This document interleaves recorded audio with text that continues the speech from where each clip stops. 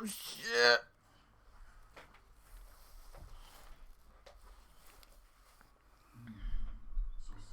Okay, I can't watch any more anime anyway. Showtime. Okay. What's going on, Umar and Shaolin Man. Okay, from the DMs. What's going on, man? We are gonna get this shit on the road. Let's see if the chat wants to fucking pop in, so we can really start. Okay.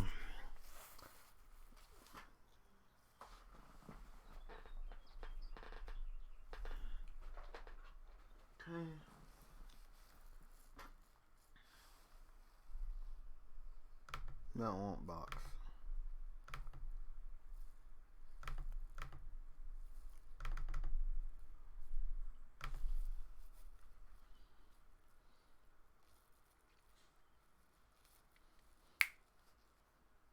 There we go.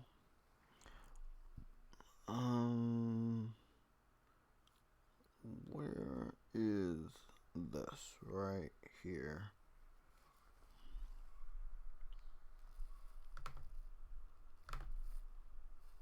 Again, I'm trying my hardest to get the chat to pop up. I don't know why it will not pop up.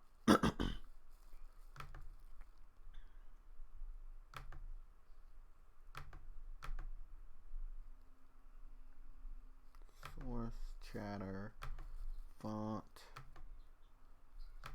Something is not right here.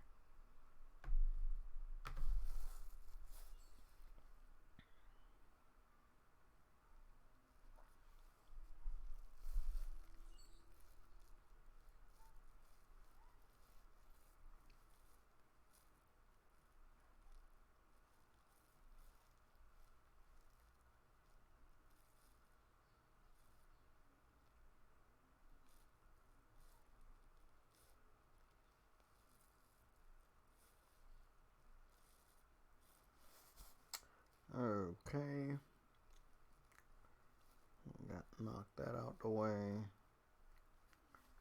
There we go. The chat popped in. Good. Finally. Okay. We got that knocked out. Let's join the cast. Let's see who's live. Nobody's in here right now. Cool. Fuck. Wrong way. Shit.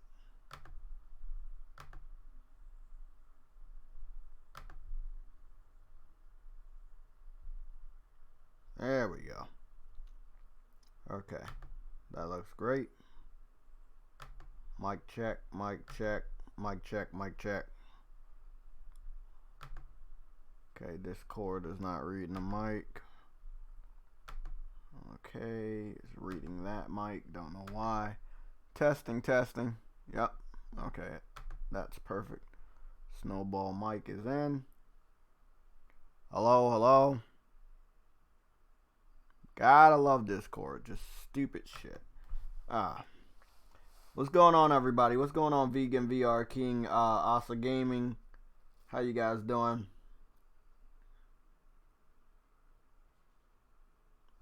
Damn, man. It's fucking early. What's going on, Arcana? How you doing today? The rest of the panel should be here shortly. I'm gonna throw out some notifications and we can have a little chat. We have 2 weeks until... We have 2 full weeks until the month of June. That week will be the week of the 4th, which is rumored to be the day when we get a full PS5 gamer reveal. That will be a reveal that's not like the Sony little stream where that was specifically for the developers, but they decided to stream it publicly. This one will be a reveal that makes the gamers feel better about the PS5, or a reveal that that normal gamers will understand. So again, if you want to call the first live stream a reveal, you can do that, but obviously we didn't understand it. This new reveal in June will be a live stream that gamers and obviously developers will understand. Again, you're selling a console, you need games. That's what I'm hearing. I would expect them to go over a little bit more features pertaining to the controller. I would love to see the interface. These are things that I want. Not confirmed, but these are things that I personally want to see at this gamer-centric reveal. So interface, more details on the controller. I suspect, again, this is me, this is not confirmed information, but I suspect that the back of the controller has additional buttons, upward of at least 2 buttons. That's what I believe. We have not saw the back of the controller.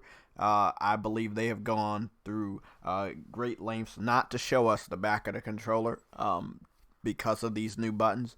But I think that's what's going on in the back of the controller. So interface, controller, obviously some new games. There's a lot of first-party Sony studios up for rotation. And when I say rotation, I mean they haven't made a game in a while, and obviously they've been working on something new. But we don't know yet until it's time to, tease the game or show it off. I think, Insomniac is up for rotation. We have Ready at Dawn is also up for rotation for a long fucking time, by the way. Let me see who else. Guerrilla Games is obviously up for rotation 3 year since Horizon Zero Dawn came out. As we already know, Sucker Punch was up for rotation, but not PS5 rotation. Their rotation was, they gave us Infamous Second Son and Infamous First Light in the early part of this generation, and they were ready at the end of the generation with their rotated game, which is a new IP, and that is Ghost of Tsushima. We will be talking about that today. So again, that's how the rotations go. It was a long time before we saw Sucker Punch produce anything. They produced something completely different, kind of what Guerrilla Games did. And when it was time for them to produce their game, other developers in Sony's first-party arsenal had already produced their games in the time they were away. That's what I mean by rotation. So, you get God of War, and you get Spider-Man in the same year. So those two developers are on rotation. Sony Santa Monica, as far as the God of War team, yeah, they're pretty much on rotation. That means that they will be up next to produce some stuff, or at least tease us on what they might be working on. It is a pretty big studio. But it's any person's guess who will be the first group of Sony first-party developers to present their work at this June reveal. I do expect to see Insomniac. They've been teasing every fucking day ever since Spider-Man's advertisements, promotions, whatever you want to call it. When they were done with Spider-Man, all the DLC was out. Insomniac on Twitter just goes wild. It's anywhere between Sunset, Resistance, and Ratchet and Clank. Like, you will see them talk about those 3 games a lot. Now, some developers, let's say Naughty Dog, could run around and talk about Crash Bandicoot. But, in the sense that, hey, this is something, we worked on, we really love this this game, we know you guys love this game. But the way that Insomniac is doing it, it's like, oh yeah, we know you love this game, and we love it too. And we're well aware that we haven't made anything since Spider-Man. But we're giving you some sort of a teaser, and it's up to you to figure out what the fuck we're working on next. Spider-Man's going to be 3 years old this September. That's a nice 3-year rotation gap. We don't know what Insomniac's working on, but we're going to find out soon. Ready at Dawn, I believe that they, you know, I don't know what the fuck they could make. I mean, these are not the type of developers I'm talking about Ready at Dawn that you can predict what they're gonna do, because the Order 1886 was a brand new IP, but they had worked on other games, other people's games. Like I think Ready at Dawn had made a Jak and Daxter game, even though again, Naughty Dog is Jak and Daxter group. So shit like that. Blue Point, again, another developer on a rotation. I believe the last game might have been 3 years ago. Could have been 2 plus. Who knows what Blue Point's working on? That's another developer a lot of gamers are looking at. We know it's been a while since we've saw anything. We know they're going to have to produce something. Then there's just all these other fucking studios. Sometimes I forget the names because there's so many. Sony has so many. Whatever it's going to be is going to be big. A lot of shit happened this week.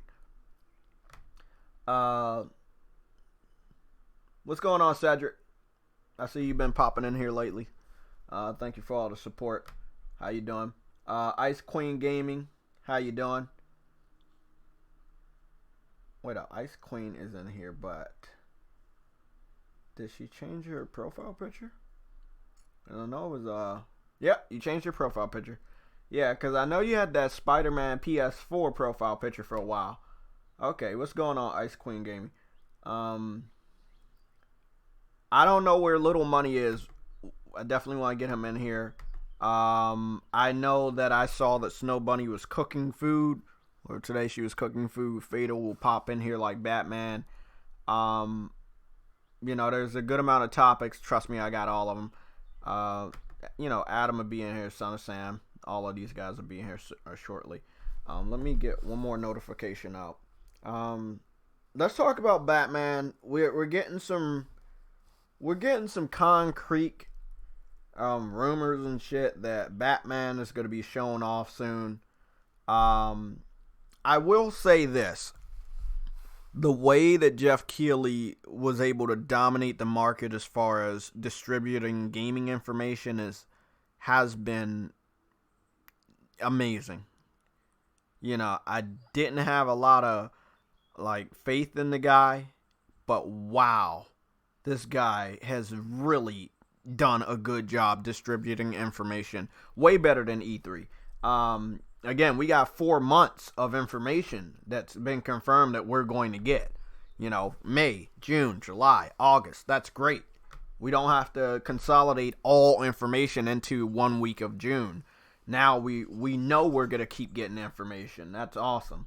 Frostbite with the 10 euros. Insomniac Games, Guerrilla Games, Pelofi Digital, Japan Studio, Blue Point Games, Ready at Dawn, and House Marquee are the next developers to showcase their games. All should definitely be PS5 ready. Thanks. See, that's what I'm saying. I missed out on Japan Studios, and I missed out on Pelofi Digital. Gran Turismo has been out in a while for a while. Again, all of these developers are out for rotation, but as you can see, we got games from Sony Ben. We got a game from Kojima, and he's been super fucking quiet. There was a point where Kojima wouldn't shut up on the internet. Now, he's been kind of quiet. So I know he's definitely getting ready for something new. Who else we just get stuff from? I already said, yeah, we both said Insomniac. Yeah, I mean everybody should be up for shit. It wasn't a big year last year, and then before that was 2018. So that was what Spider-Man God of War. Both of those are 2 years. However, even though they didn't reach the 3-year threshold yet. The thing about that is, Sony Santa Monica and Insomniac are pretty big studios. So just because they were pushing Spider-Man and God of War out the door in 2018 doesn't mean that they didn't have another team working on something PS5 related. And as we have found out over the last 2 days, I believe, Sony has been working with Epic as far as the Unreal Engine 5 for going on a couple years now. which means their in-house studios, the Sony first-party studios, have definitely had access to early builds of the PS5, development kit. So that's a good thing. That's always a good thing that your in-house studio are ready. They're well versed on all this new technology. But I mean, the way that Sony is capitalizing on the market share right now, or the mind share of the market, is amazing. Like, okay, we knew Jeff Keighley was gonna do something. Most of us thought it was gaming related. It did end up being gaming related. There was this good portion of people that thought it was going to be a PS5 reveal. Again, wasn't a PS5 reveal, but in a way, those people were right because it did reveal PS5 gameplay. So those two people that said, some people said gameplay for a new game, other people said PS5 reveal. We all, this time, seem to have been right in some way, shape, or form. And it's just amazing that Sony did this. You know, they didn't have the official reveal, but they did that. And that right there was big enough.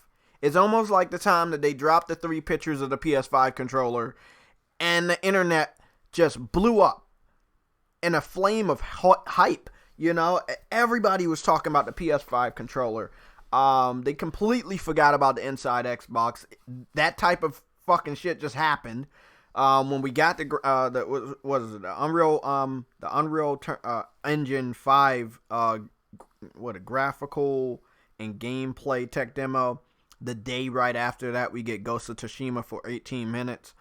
Sony is so strategic. Like, you can't put your finger on what the fuck they're gonna do next or who they're gonna partner with next. They're not a joke. Okay, if you're an Xbox fan and you hate PlayStation, I'm not going to take that away. You can hate PlayStation all you want, but don't think they're weak. Don't think that they're not paying attention to what Microsoft and the Xbox division are doing. When it's time for them to strike, Microsoft is going to be in a corner again. This happened this generation, just begging Sony to stop, claiming that they don't want to compete. But everything that Xbox has done, if I was Sony, I would take that as a declaration of war. That you want to compete. You want to go head to head with me. So I don't want to see anybody that works at the Xbox game division, Phil Spencer. Aaron Greenberg has a big ass mouth. He's not going to say anything. But I don't want to see Phil Spencer put out any more press releases that they're not competing. They're obviously competing. And if you're competing now, you lost this generation. I don't want to hear that you wasn't competing. You were competing this generation, and you flat out got your ass whooped, and it's okay. But don't act like you weren't competing fucking before December of 2019, but then December of 2019, oh yeah, I'm ready to compete because I got the Xbox Series X. Nah, man. Fuck that shit. You compete all the time. You don't get to pick and choose when you're ready for a fight. Like, that's the dumbest thing I've ever heard. In the middle of a boxing match. I don't want to fight anymore. Let me go back in the back and train a little bit, and then I'll be ready to fight. Nobody's going to give you the time to do that shit. When the fight starts, the fight is there. You know, you're fighting until that shit's ended. You know, the generation ended. You lost. I don't know where everybody is. Boca Loca, what's going on, man? Oh, Boca Loca said he's working. Okay, Boca Loca said he's dipping in and out. He's trying to make that money. So, that's good shit. Well, let's cover some topics. If anybody needs an invite, I think that Frostbite, you have an invite to the private server. I don't think Raph the Emperor is here today, but he has an invite to the private server. Vedger is also in if he wants to, and I'll just send out invite for anybody else that wants to show up. Let me see. Somatic is here. Okay, people are here, but I can't hear them. What's that all about? Hello? Okay, my mic is working. Sam is in here, and Somatic is here, but they must not be talking. Let me check the mic bullshit.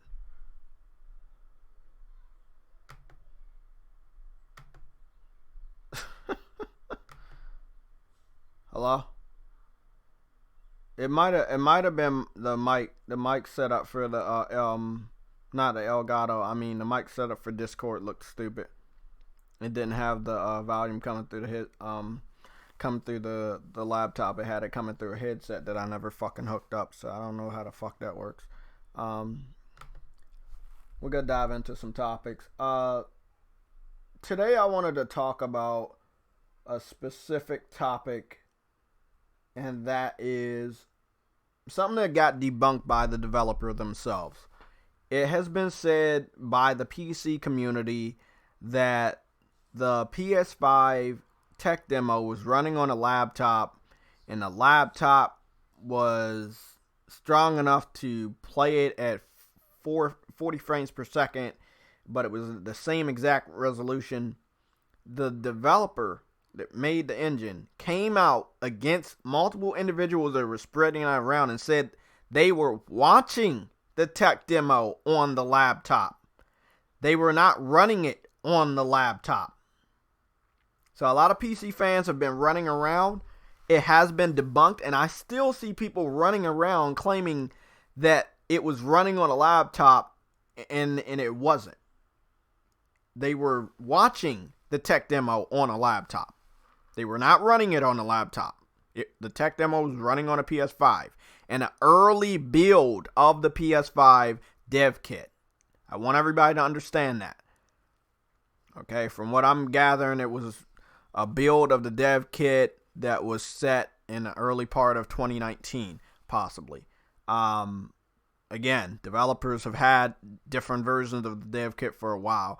If you look at the two different types of dev kits for Xbox One, PS4, Xbox One S, and Xbox One X, as well as PS4 Pro, those dev kits all look different. They don't look the same. What's going on? So those dev kits look different. Andrew Wilkins, I see the $2 super chat. The PS4 controller is tough and whoops Smooth's ass. we should talk about that shit too. Sam Ranix. His playthrough yesterday. Not a playthrough the day before when he beat up the controller. Yeah. He beat up the controller because he couldn't get past the you know the part in Billstown when the trap when you walk through the door and then it's a rope trap and you're hanging upside down. I think somebody said he died like 60 times on that part. You know, I mean, look, I'm just gonna speak freely because this is the podcast. I want to hear words from you too, Somatic, because we barely ever hear from you. But what's up with the challenges for Smooth? Why do they always extend the time for Smooth? You know, every challenge I've ever watched for Smooth, they extend the time. Also, I want to say that I did donate a $2 super chat, and after whatever I said in the super chat, it seems like I was immediately blocked, but I didn't know I was blocked. So, yeah, I was immediately blocked after giving a super chat. I think I said greatness awaits, PS5 is coming. And he read it. He read the super chat. He wasn't getting a lot anyway, but he read the super chat. I'm guessing one of the Xbox fanboys that I pissed off, that was one of the moderators, blocked me or some dumb shit like that. But yeah, I think he did good yesterday. I just think that they gave him too much time. Like if it's a 20-hour game or it's a 30-hour game, that's how much you give him. You don't give him a total of 40 hours. And then you don't find reasons to extend it. Like, give him however much it is, bro. And then if he fucks up or does something wrong, you subtract time. I don't get that shit, bro. I do not get that shit. I think he left off at the hotel. He was getting his ass beat. Like legit, like those guys up there on the second level of the hotel, when they're coming out of the rooms and shit, they beat the fuck out of you. Either 2x4s. I think one time he got punched in the face repeatedly. Yeah, Smooth's fucking I don't know, man. He gives Xbox fans a bad name when it comes to gaming. Again, man, they only like to play Gears and fucking Halo. That's what happens. When that's all you fucking know, and Forza and fucking Madden, that's all you fucking know. Those 4 types of games, you ain't gonna be good at anything else. Especially Forza. Also, one more thing before we get off of the Kid Smooth topic. I do want to say that Kid Smooth obviously knew that the Crumbside community is going to challenge his dumbass again to play the new Last of Us on a hard difficulty. So why would you get pissed off that the Inside Xbox was so shitty and you decided to spoil the story for people that plan on getting The Last of Us Part 2 when you knew that you were going to have to play the game anyway? So I just hope he understands that is going to happen. Someone's going to put some money on the table and challenge you to play the new Last of Us on a hard difficulty, and you have already supposedly spoiled the game for yourself and others. So I thought that was stupid. I knew the shit was going to happen. I knew that somebody was going to challenge Kid Smooth to something Last of Us related, and it happened sooner than I thought. And again, we I think we're sitting at 30 in the United States East Coast. I think we're sitting at 33 hours. I'm sorry, 33 days until The Last of Us comes out. Somatic, you still here with us? Somatic? Okay, Somatic's gone. He's looking at a fucking bird. Yeah, I think we got 33 days. I think roughly around Wednesday, which is something new for Naughty Dog. They're doing developer style deep dives into their game, which is The Last of Us Part 2. Every Wednesday, they're going to be talking about a different aspect of the game. Settings, the story, gameplay, and like one other thing. So I think that little event lasts for probably 4 weeks. And then around that time, when they're done, I think that's when the game comes out. I'm about to go check the time. Wait, so how much time does he actually have left? Well, when I was looking at the comment section, we were talking about it yesterday. It looks like Kid Smooth has roughly around 20 hours or less. I was talking to Adam about it. It's no way he has anywhere close to 20 hours. It must be closer to the 15 hours. Either under 15 or a little bit over 15. But nowhere close to 20. There's no way. You know. He has some difficult parts. It's been, widely suspected that a couple of his other challenges he either cheated on or got assistance. I hope that if they catch him doing that, they penalize him and take away 10 fucking hours. Again, I don't know why they would fucking challenge him $800 and then allow him to cheat without taking away either money or subtract some time that he has left. No, we're sitting at 32 days. Do you think there's any chance this moron is faking his own incompetence, or he's just that stupid and incompetent? Because that's what I'm really curious about. I think sometimes I ask myself the same thing. I ask myself sometimes, is Kid Smooth really this bad at playing video games?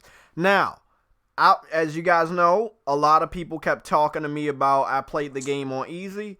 So I challenged myself and I played the game on survivor mode. It was a little challenging. But I swear, Kid Smooth played The Last of Us in a challenge before, if I'm not mistaken. This is not his first time playing that game, bro. Like, am I going crazy? Because I thought that he had a challenge for The Last of Us before. Now, I think it was Uncharted. It was you sure? Man, I don't know. Or it might have been somebody else in the community that played it on the on Grounded. I don't know, man. It feels like I saw this before. But yeah, I don't know, man. Sometimes I think he's stupid, and sometimes it's just, hey, maybe it's a little challenging for him. But he's an Xbot. You know they can't play games. You know, come on, man. Come on. I just find it funny he tried to spoil part 2, and he's going to have to play part 2. He's going to have to play that. They're going to challenge him to play that in the hardest difficulty. I'm hoping that somebody comes through. Let's say, you know, not no fucking $800.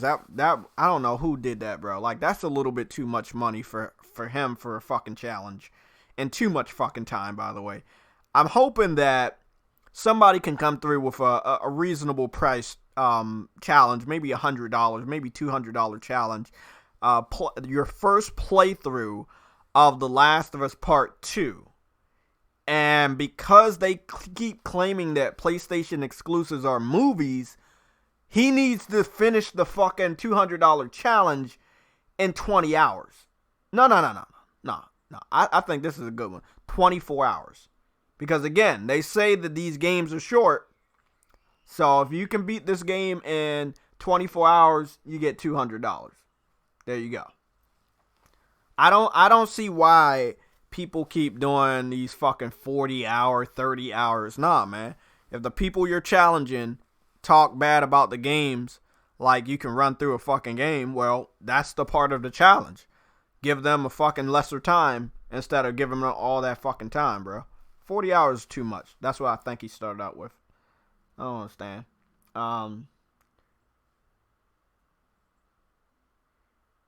I mean, he just doesn't know how to play fucking video games, if you guys are wondering in the comment section. Like, he really doesn't know how to play. I think that the challenge we all need to see, we saw it on his interface. He has Neo 1. I don't know why we haven't saw him play that. Like, I don't know who's planning to give him money for a challenge, but you need to hurry up and find that money. Because if you think that him playing The Last of Us on Grounded is entertaining, watch this motherfucker play Neo.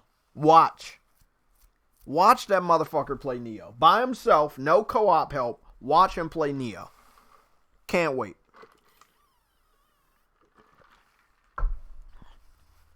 Okay. Let's go to the first topic. Unreal Tournament.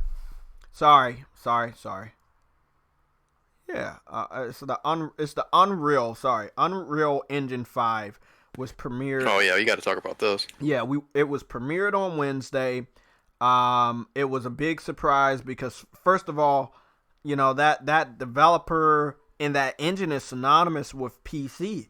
So when I saw Epic, you know, if you go back and watch the live stream, I swore whatever they were going to show us was multi-plat related.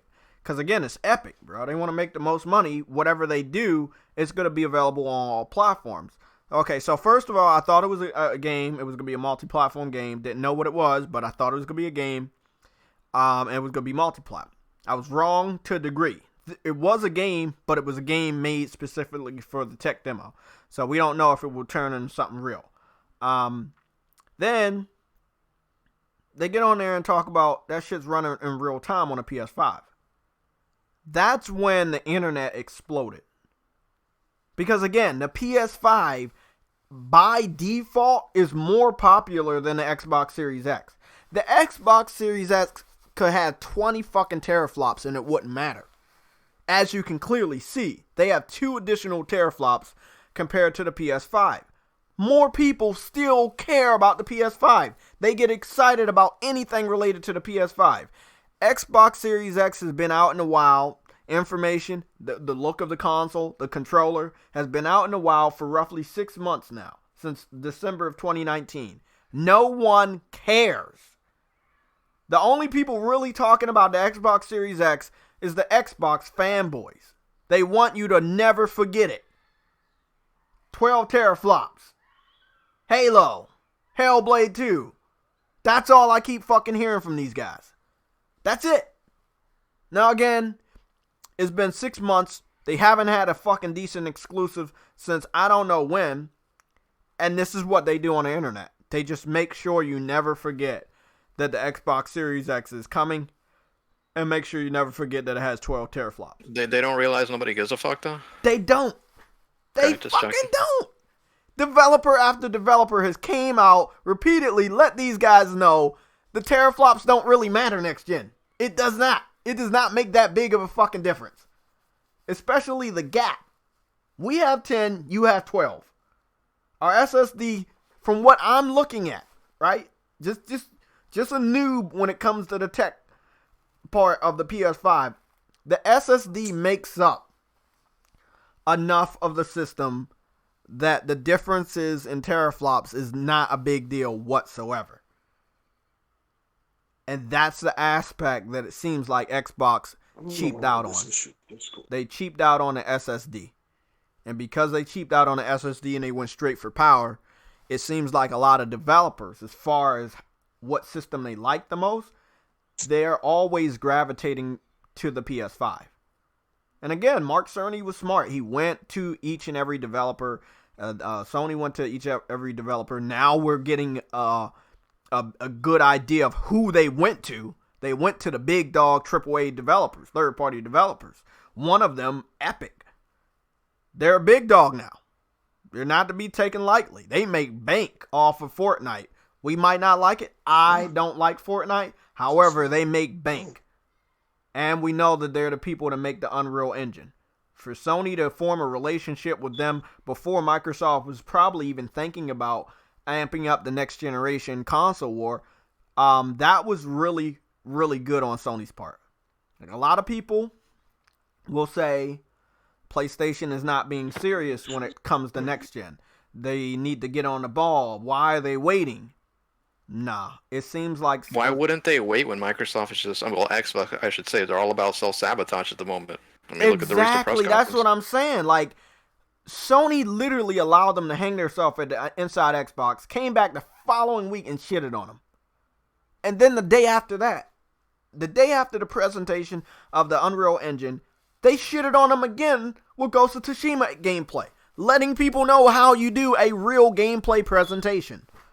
Bro, they didn't even have to have a reveal to shit on Xbox. They defeated Xbox without an official PS5 reveal. It was the craziest fucking thing. Like I say, going back to when they dropped 3 pictures of the PS5 controller, it's just fucking easy. Completely easy to dominate the news cycle. And for a lengthy amount of time, by the way. People were still talking about the PS5 controller possibly for close to 14 straight days. Where people were editing the controller and changing the color. I mean, you couldn't go anywhere on the internet without seeing the PS5 controller. You weren't seeing the Xbox Series X controller, though, were you? No, because nobody gave a fuck. That shit's boring. Just like the box. The box is boring. It's a black fucking block. It's not a box. It's a block. It's a black block. It has a disc slot. It has a small logo, the Xbox logo. And it has those fucking holes at the top. It really does. No one's joking here. It looks like an air purifier. I mean, I call it how I see it, man. I think that design was very lazy. I don't see why anybody approved that. Again, let's be all honest here in the comments section. I'm looking at you guys. When you saw that box, like, what were your thoughts? Were you excited about the design? Is the design something you're really proud of, saying, hey, this is what I want to support next gen? Like, I know we're gamers. We're all about the games. We're all about playing the games. You can't fucking play a box. It sits underneath your entertainment system, but I was not impressed by the design of that system. It was very boring. What's going on, Joystick? Yeah, we full in here today. We full in here. It's gonna get wild, and we haven't even talked about half of the fucking topics. Vedger, what's going on, man? Thanks for tuning in. Ezreal, how you doing? I mean, yeah, that was another thing I got from it. It looks like it could be like a air purifier, or it could be a PC tower. Obviously, I think that Microsoft was going more for the PC look. which is stupid because you're going for a PC look, but you already put your games on PC. So why try to fake people out into thinking your console is a PC when the games you made specifically for your console this generation have went to PC? So nobody's gonna buy your console. Even it could look like a fucking frying pan, for God's sakes. It wouldn't matter. Nobody's gonna buy your fucking console. Your games are found somewhere else. They can be played somewhere else. So it doesn't matter how you dress up this new next generation console. No one's gonna be tricked into buying it unless you're an Xbot. That's the only way that you would be tricked into buying that shit. If you have little to no brain cells, kind of like kids move. Kind of. What? Hey, what's up, guys? What's that, bro? What's going on, bro? What's up? I mean, not bro. Oh my- What's going on, Briggs? What's up, Briggy?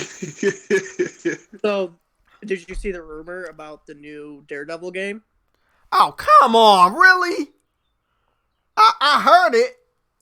I'm just wondering, is it real or is it a rumor? There's a fake WB Twitter page that's been posting shit this morning about a new Batman reveal.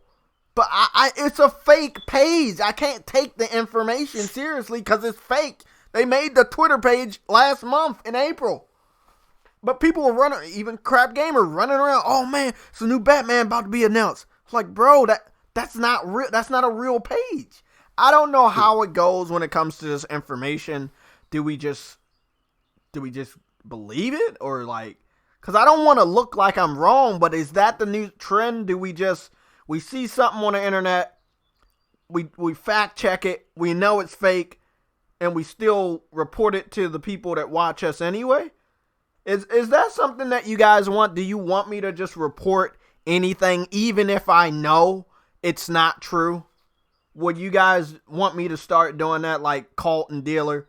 Just give out false information even though I know it's not true? I don't think you guys want that, because then you're going to Well, it seems to me that the information that is going to be applied to the situation Fuck. at hand, it seems to me that Death Stranding was a walking simulator. But it seems to me the power of the cloud was 12 teraflops, and the power of the GPU was the CPU. Wait, what the? fucking yellow pop in this bit. Jesus. Like fucking Batman and shit. What's going on, gentlemen? What's going on, Briggs, to co-sign what you said, yes, there is a Daredevil game coming out. It's already in early access on Xbox, and truthfully, you can play it without even having an Xbox. All you have to do is pretty much just boot up your console, close your eyes, put your controller in your hand, and that's the beta. So, Somebody get this guy out of here, man. Help him out. what? Yeah. What? Say You're- something, Brian? You're on Brian's search duty. You know. Oh God. Yeah. Where's Brian today? You gotta try to find that nigga, bro. We're gonna find Brian. One of these days, we're gonna find Brian, and we're gonna bring him back to the PlayStation Legion so he can be a fucking guest on a Sunday What up, show. Sam, Adam, Briggs, Somatic, Jay? What's going on, We got a gentlemen? full fucking panel here of the classic PlayStation Legion members. Good shit. I mean, I heard that rumor, but the rumor came out today, the same day that I'm hearing the Batman rumor. Again, with Jeff Keighley in this shit. Jeff Keighley ain't a small fry. So I know he won't talk about any gaming news this week that's not big. If it's big, he's gonna be on it. If we're hearing rumors today on Sunday that something's about to go down with a superhero game, I think that we are probably gonna get one of those confirmed this week. There's no way we are having any more empty weeks. Something's going down. Yeah, all jokes aside, bro, as you like to say, Jay, there's a pattern, and aka the stars have aligned. Goobity gig. No, that's serious, bro. What up, Sam? Jamar Bates, Umar, what's going on, guys? No, seriously, dude, I feel as though there was an Easter egg, because if you watch that Oh yeah, I Unreal remember. Engine 5 Yeah. presentation, there were two things sitting on Jeff Keighley's desk. Over his left shoulder, when you're looking at him, was his VGA awards, and on the right side was the Batarang. Yeah. See, we noticed that. What's up, Yellow? We going on, noticed Smitty? that shit, but a lot of people didn't take, like, the PS5 aspect of the reveal was so big that that's all people talked about. but no one talked about what was behind Jeff Keighley's head. Yeah, that's big. Definitely Batman. I don't see Daredevil getting a game. I mean, let's be honest. You're playing as a blind man. Like, how do you experience that shit? That's what I said, bro. You just close your eyes. You're playing the beta. Like, I don't know how you really, how you experience a Daredevil. I think that we're getting a superhero reveal this week or confirmation. It's definitely gonna be Batman related. I'm putting my money on that. So yeah, that's what I got. Adam motherfucking Kors. He is. I think I got a text message from him. He said he's currently talking to a wall. He will be in here shortly. So as soon as he's fucking done talking to that wall, we are gonna ask him what he's heard from Jody. From Baby Boy? What? Yeah, from Jody. Goofy gig. Hey, let's go around this. Let's go around and talk about why is it so easy for Sony to capitalize on the conversation from gamers after Xbox did all that they did for the I'm Xbox speak Series on that X. first. Yeah, you because, go. Bro, their reputation is already set in stone. Okay, they've been doing this for many generations. Even though they had a slight fall off last generation, but they bounced back. Okay, I just feel as though that their legacy to an actual gamer is not even questionable. You feel what I'm saying? Yeah. The games are there. That's a given. Whether that's your cup of tea or not, the games are there across from multiplats and the exclusive factor. And again, like I said, with your chat yesterday, that's the selling point for any platform, whether it's PC, whether it's PlayStation, Nintendo, whatever you choose to play on, that is pretty much the selling point of that platform. Not features, not power, the games. Point blank period. So I feel as though that's why PlayStation has the momentum and probably will continue to carry the momentum into next generation. Because like we had this conversation, on the phone, Jay, yesterday. For many, many years, bro, they have continuously set the standard when it comes to gaming, in my humble opinion. Not Nintendo. I outgrew that platform a long time ago. Xbox has had innovating ideas in the gaming industry. You can't take that away from them. But those people that innovated that are no longer in position of power. Okay? So when it comes to those two platforms battling it out, because Nintendo's not going nowhere. Kids are being born every day. Before you even hit PlayStation or Xbox, the kid's going to be gaming on the Nintendo platform. That's facts. So I think with Microsoft and Sony, Sony just, man, I'm telling you, man, it's non-questionable to wonder what you're going to get. You feel what I'm saying? And there's no reason for them to basically come out first and this is our console. This is because you already know what you're going to get. You're going to get a Horizon Zero Dawn 2. You're going to get a Spider-Man 2. You're going to get a Days Gone 2. You're going to get another God of War. You feel what I'm saying? So again, man, it's just their legacy has already been embedded. They've already proven to you what they have to offer. If it's for you, you know where to go. If not, go to a multi-platform platform. There you go. So my friend Yella, man, I hate to tell you, man, but Microsoft is making a comeback. I think Sony has really lost their way. These things that they're putting out, man, I don't want not one of them. Speak up. Not ever again. Hold on, is that small money?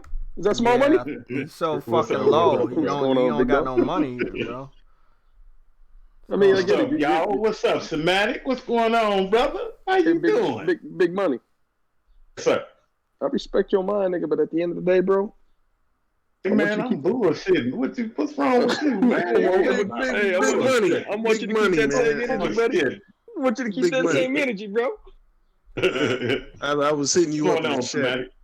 I was hitting you up in the chat asking for my thing, man, and you don't want to give it back. Oh, man. here you go. See, come on, don't do this to me, God man. damn God it. damn, bro. It's not coming back, man. Don't do this to me. We did get a lot of big news though. What's we up, got big buddy? we got the What's up, remaster to fam? Mafia. We got chilling, my man. Tony Hawk's Pro Skater remaster 1 and 2. Like Jeff Keighley was dropping some shit, bro, this week. Jeff Keighley's been dropping stuff, and Sony's been dropping stuff. Yup. So again, for the I'm gonna say the panel, but the chat, I'm a well-edged gamer. I'm not old, you know what I'm saying, but I've seen the development and the evolution of gaming, right? So if you look at it, as Jay would like to say, the pattern, the end of this generation is pretty much keeping in line to how PS1 was so successful. Mm-hmm. Resident Evil 2, Resident Evil 3, Final Fantasy 7, Tony Hawk.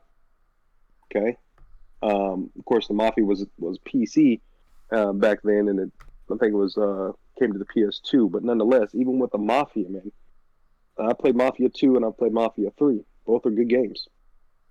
That Mafia 1, that remake, That shit looks good.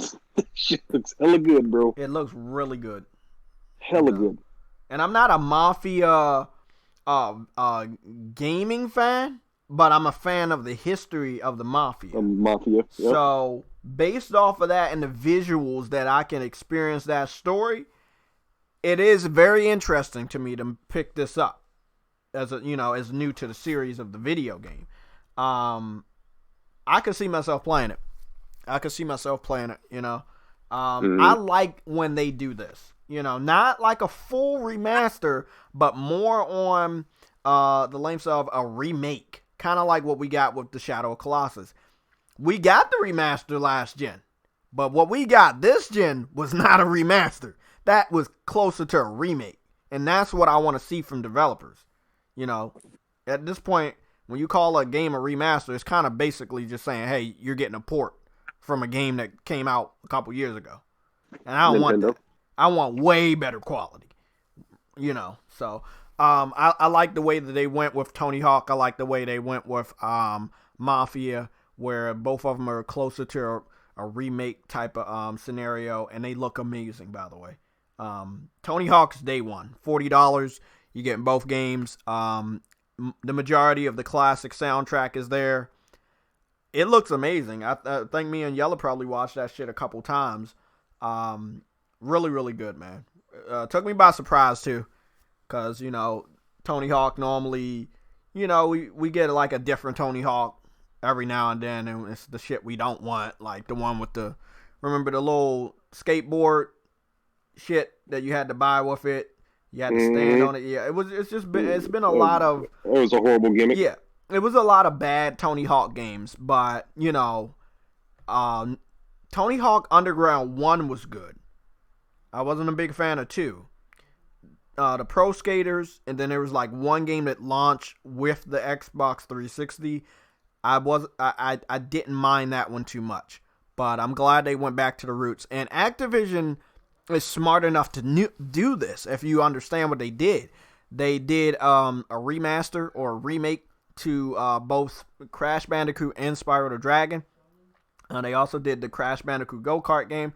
Both big hits. They did very good numbers with those. I know they're gonna do good numbers with Tony Hawk, but that's what I think they understand they need to do. Go back to what makes these franchises good. If you have to remaster what made people interested in these games, do that until you can get a good idea of what you want to do with the games next. The last Tony Hawk that we got, all right, last generation was that was decent in my opinion. It didn't really hold well, but it was okay. Bye, baby, I love you. Was Tony Hawk Project 8. Yeah, Tony Project 8. Yes! You also had American Wasteland. Yeah, which was the generation before that, and of course the Underground. That's the one I talked about. That launch with the 360. Yeah. Yep. Even though I haven't played one of those games before, but I see a lot of people.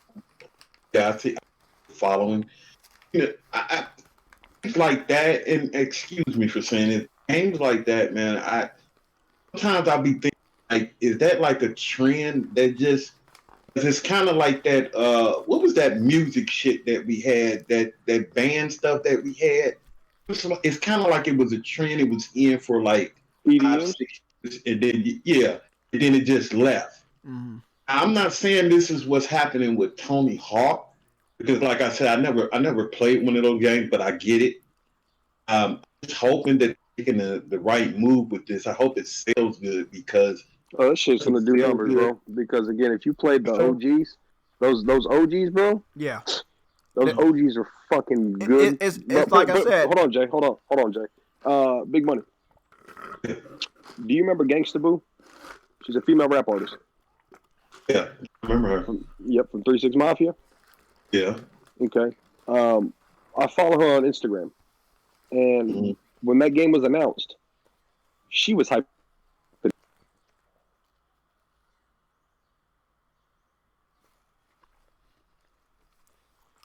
You hear me? Yeah, I can hear you. Yeah, I can hear you now. Yeah, my Discord's being Discord. But no, she was hyping the and game up. She YouTube put are it, fucking she up put right it on now. her feed. You know what I'm saying? So anybody who played that game back when that game first came out knows the nostalgia and knows what type of content is within that game. The mechanics, the playability, and everything. Now, if they keep that same energy and basically go above and beyond like they did with Resident Evil 2 remake, that game is going to do numbers. So it's to the fact of, I know you have hopes and wishes that, certain games do well, but to the fact of hoping and wishing, it's out the window, bro. That game is going to do numbers. Yeah, a lot of people been wanting. I don't know if you heard about Skate. Skate was a skating game. It was obviously alternative to the Tony Hawk. A lot of people wanted the Skate franchise to come back. I talked to Yellow about this indie game. I think it's coming out towards the end of this month, and it's called Skate XL. It was developed for the PC. It's coming to consoles. I'm picking that shit up close to day one because, I like playing skating video games. I might not be good at skating, but I like playing them. It's a market, But the whole thing about the Tony Hawk is... Jay? That's what I thought. I thought it was the only people I thought played those type of games are people that skate. But I don't skate. Yeah, see, that's what I'm starting to see. I see it's not like that. But I thought that was the only people that used to that those type of games, the people that skate. But I see it's not like that. Let me read this super chat when we talk about another game I know all three of us have in common. What up, everybody? What's going on, Eddie? What's going on, Eddie? True Woody with the $5 super chat. You heard Final Fantasy VII Remake. PC fans got the file of it, but there was PC where... What up? But there's... What up? What are you saying? But there was PC there. There was PC there, but no Xbox. Is it really possible that Sony did a deal for full exclusive? I don't trust Square Enix when it comes to anything that has to do with exclusives. So let's wait. Let's not jump to conclusions. I don't want you to look wrong. I've looked wrong in the past when it comes to exclusives for third party. Bro, they want money. And if they think they're going to be able to get that money by putting it on multiple platforms, they're going to eventually do that. So we should wait. We should wait for the 1-year timed exclusive time limit to expire next year. And then we should see what's going on. But Square Enix has done this before. They have put games on PC and PlayStation before thinking about putting them on Xbox. However, because they put every Final Fantasy game on Xbox via Game Pass, they might not think or have concrete evidence that there's a market over there, but they're going to try to see if they can force people to be interested in the game. You know what I'm saying? Let's dump all our games over there, and maybe you'll pay attention and think that Final Fantasy is worth it. Obviously, you got to make bank on PlayStation, regardless. But we'll wait. I mean, it's possible Sony could pay a little bit of extra money to get the game on PC before it reaches Xbox. Xbox might wait an additional 5 months. It's possible, but I don't think that's gonna happen. I think when the time limit expires, it'll be on PC and Xbox around the same time. Who knows? Microsoft might throw in some extra money to Square Enix and get that shit on Game Pass like they've been doing already. So you can make some extra money off of Microsoft. Why not? Joystick. With them, Jay, with them doing these Mafia remakes, do you think a new Mafia game might be coming out? That was the original rumor. The original rumor is they were going to make a new Mafia, but now it's because like the last Mafia game didn't do that good. It was okay. It was okay. I played Splinter Cell, but I never played it online. I liked it personally. Yeah. But I'm talking about far as like what sales wise. I don't think they liked the sales because it didn't even do over 2 million, did it? I don't think so. No, not know why, because it was a black man. That's why. Yeah, I didn't even play the game. I say, Eddie, that's fraudulent because look at GTA San Andreas. Wow. Oh, yeah. That's San Andreas, though. You got to think about it. But again, I got you on that one, Eddie. What you said, though, is because he was a black man. That was your verbatim. Yeah, I'm just saying, I'm just saying, it didn't do well because there were flaws in the game. Like Big Money said, it was decent, but to the mass majority, you also got to look at the time frame of what else came out around Mafia 3. What came out? I forgot. I know it's Mafia 3. I have no idea. What year was it? Yellow? I want to say 2017, maybe? Yeah, Horizon. I know we had Horizon that year. And that was, if that was 2017, then that was Breath of the Wild also came out that year. Oh, that's why. Oh, if y'all think about it, man, it was a lot of built up hype for that game before that game came out. I think what happened that they deterred from the original storyline, because the first two games were connected. Then the last game, they just went total off the branches with that one, man. I don't know what. I think people were upset about as far as them going off the story. They thought the story was going to continue from part 1 and part 2. It was still connected though, Big Money. It was still connected. At the end, it was connected. Mm-hmm. What I played at the end, I think people. I don't want to say Eddie is all the way wrong on the black guy thing. I don't think it had nothing to do with the color of his. I think it had something to do. They didn't want with the time period that it was taking place in. Maybe that could be it too. I think it was a lot of factors that dealt with that whole situation. Because before that game came out, man, it was so many people that I was talking to. They was telling me that they was getting that game. They were getting that game. As soon as that game came out, at least 50% of the people that told me they were getting that game was like, "Nah, I'm not touching that game." Everybody stated to me it would be for it. I'm not sure what it was, but the people I talked to said it had something to do with the story. They just went but I hear what you're saying, Yellow. I do remember a lot of glitches, something with a car that was flying. I remember that and it had to be Mafia. But I don't think it was enough things wrong to warrant bad sales. I just think that if you wanted the game, you was gonna buy it, and enough people just didn't want that. And you know what I'm saying? Like, they might have asked for Mafia, but they didn't ask for that Mafia. The franchise. What you say? No, the franchise, man. It's not like it was selling 10 million a pop, man. That was never like a huge mainstream franchise anyway. But see, that's what I'm saying about what Activision is doing. Sometimes the games are not popular anymore. Let's say like Killzone. Not to cut you off, Jay. Standing corrected. It was 2016. The game was released October 7th. What came out in 2016? I'm about to find out, brother. I'm Googling. Continue, though. Okay. So, yeah, like I said, I like what Activision is doing because they're going back to the drawing board. They're making remasters of games that were good and everybody liked. Again, when they were good. Like the Tony Hawk Pro Skater 1 and 2, the first 3 Crash Bandicoots, the first 3, Spyro the Dragons. And I think a lot of other developers need to do that if they lose their way. Instead of just milking.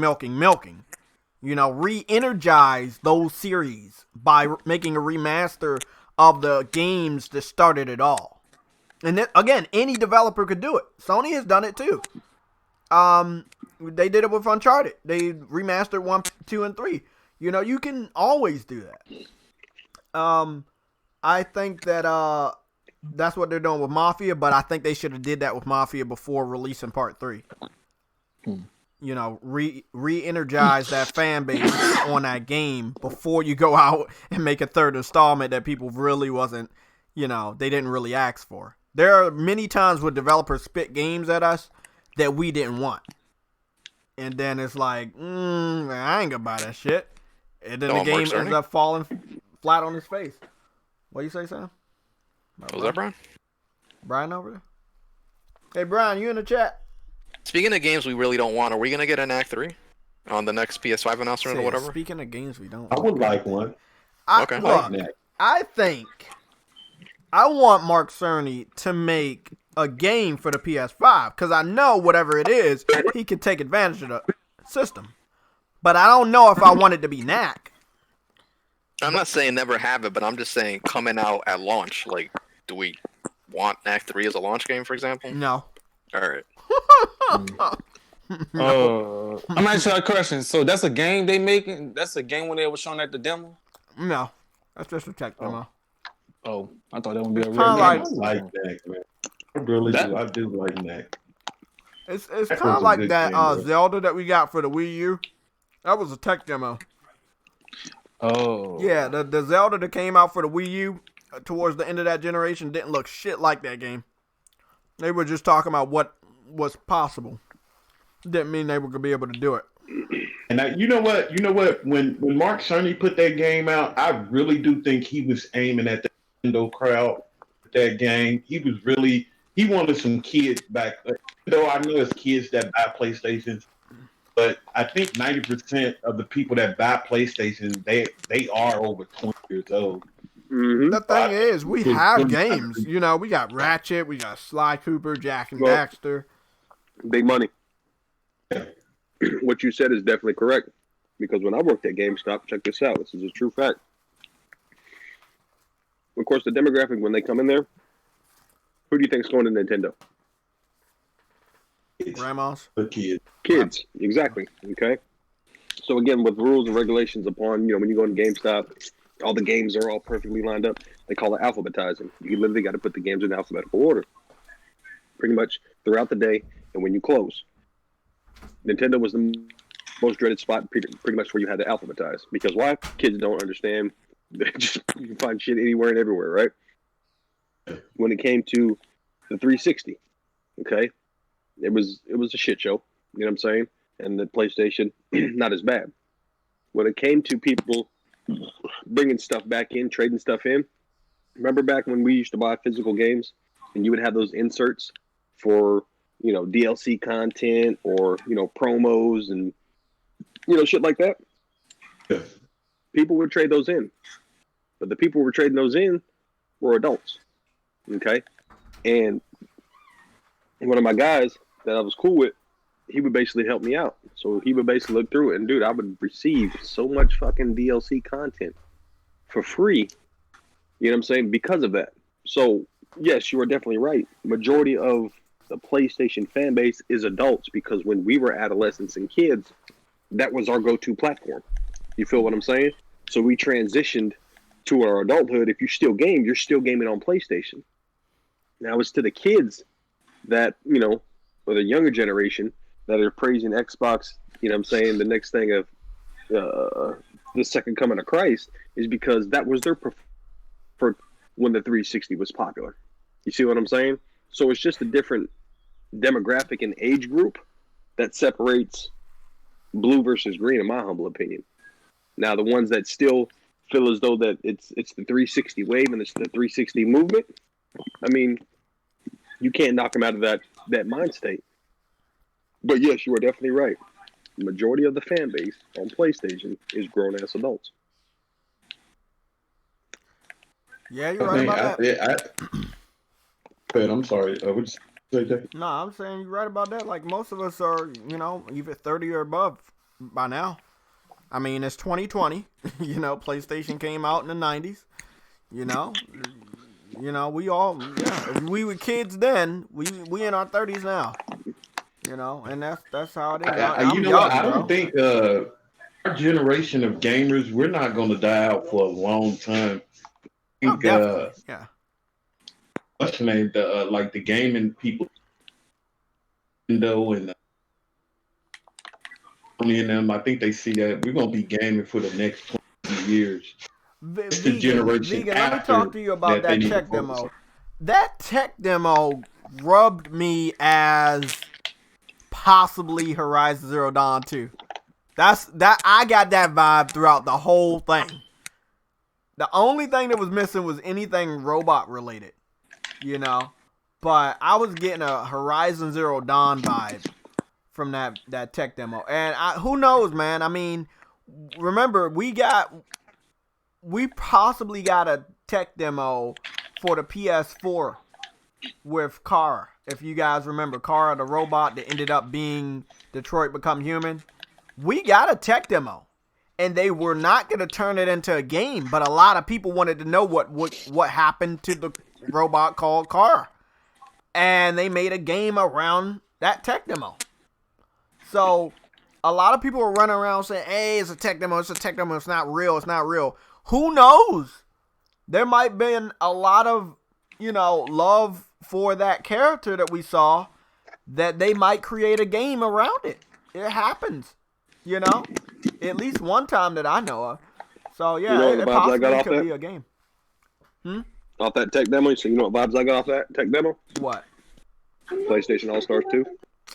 Fuck you, bitch, man. God damn. Teasing me, man. God damn, bro.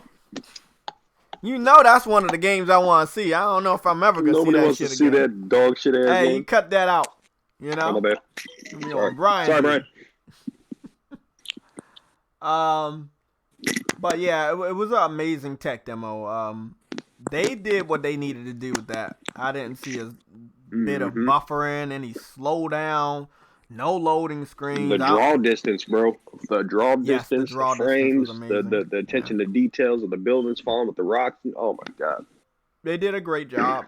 They did what they needed to do to show off the what the PS5 is possible. Like what's possible on the PS5 hardware. What I love about it is the information that came following that presentation. That hey, this is running on a dev kit that's wasn't the final build. So you were doing shit on a dev kit that wasn't even the final build like that. I was like, bro, that little message blew my fucking mind. And then Go ahead, bro. Go ahead, finish. Yeah, I think that we learned yesterday that no, it was Friday. We learned Friday that the Epic and Sony have been working together for this shit for a while. So, games are going to look good on that system. Even though that was the Unreal Engine 5, just imagine what first party is going to look like. That's what I'm fucking saying, bro. They're going to blow out third-party developers. I'm telling you, they're going to cut up, bro. Because you already know these sequels to the games that we got this generation are coming next gen. Spider-Man 2, Horizon Zero Dawn 2, all I'm Days saying, Gone 2. What would a Resistance look like on that system? And they don't even need to make a new one. They can make a remake or a remaster of the originals. You know what I'm saying? Come on, man. Those games already look good. Come on, man. Right? I was just saying, bro. And you got to think about that too. They got new IPs coming out, so for the PlayStation 5. So they're working on new IPs. Whatever it is, whatever we see, remaster, remake, new, old, it's gonna blow minds. We know that blew minds. If you a hater, and after the fact you saying your mind wasn't blown, you lying. There's no way that your mind was not blown. Because what did Xbox do? They didn't blow your fucking mind. At least 3 of the games shown are early access on PC. No, they made me scratch my head. They definitely didn't blow my mind. So I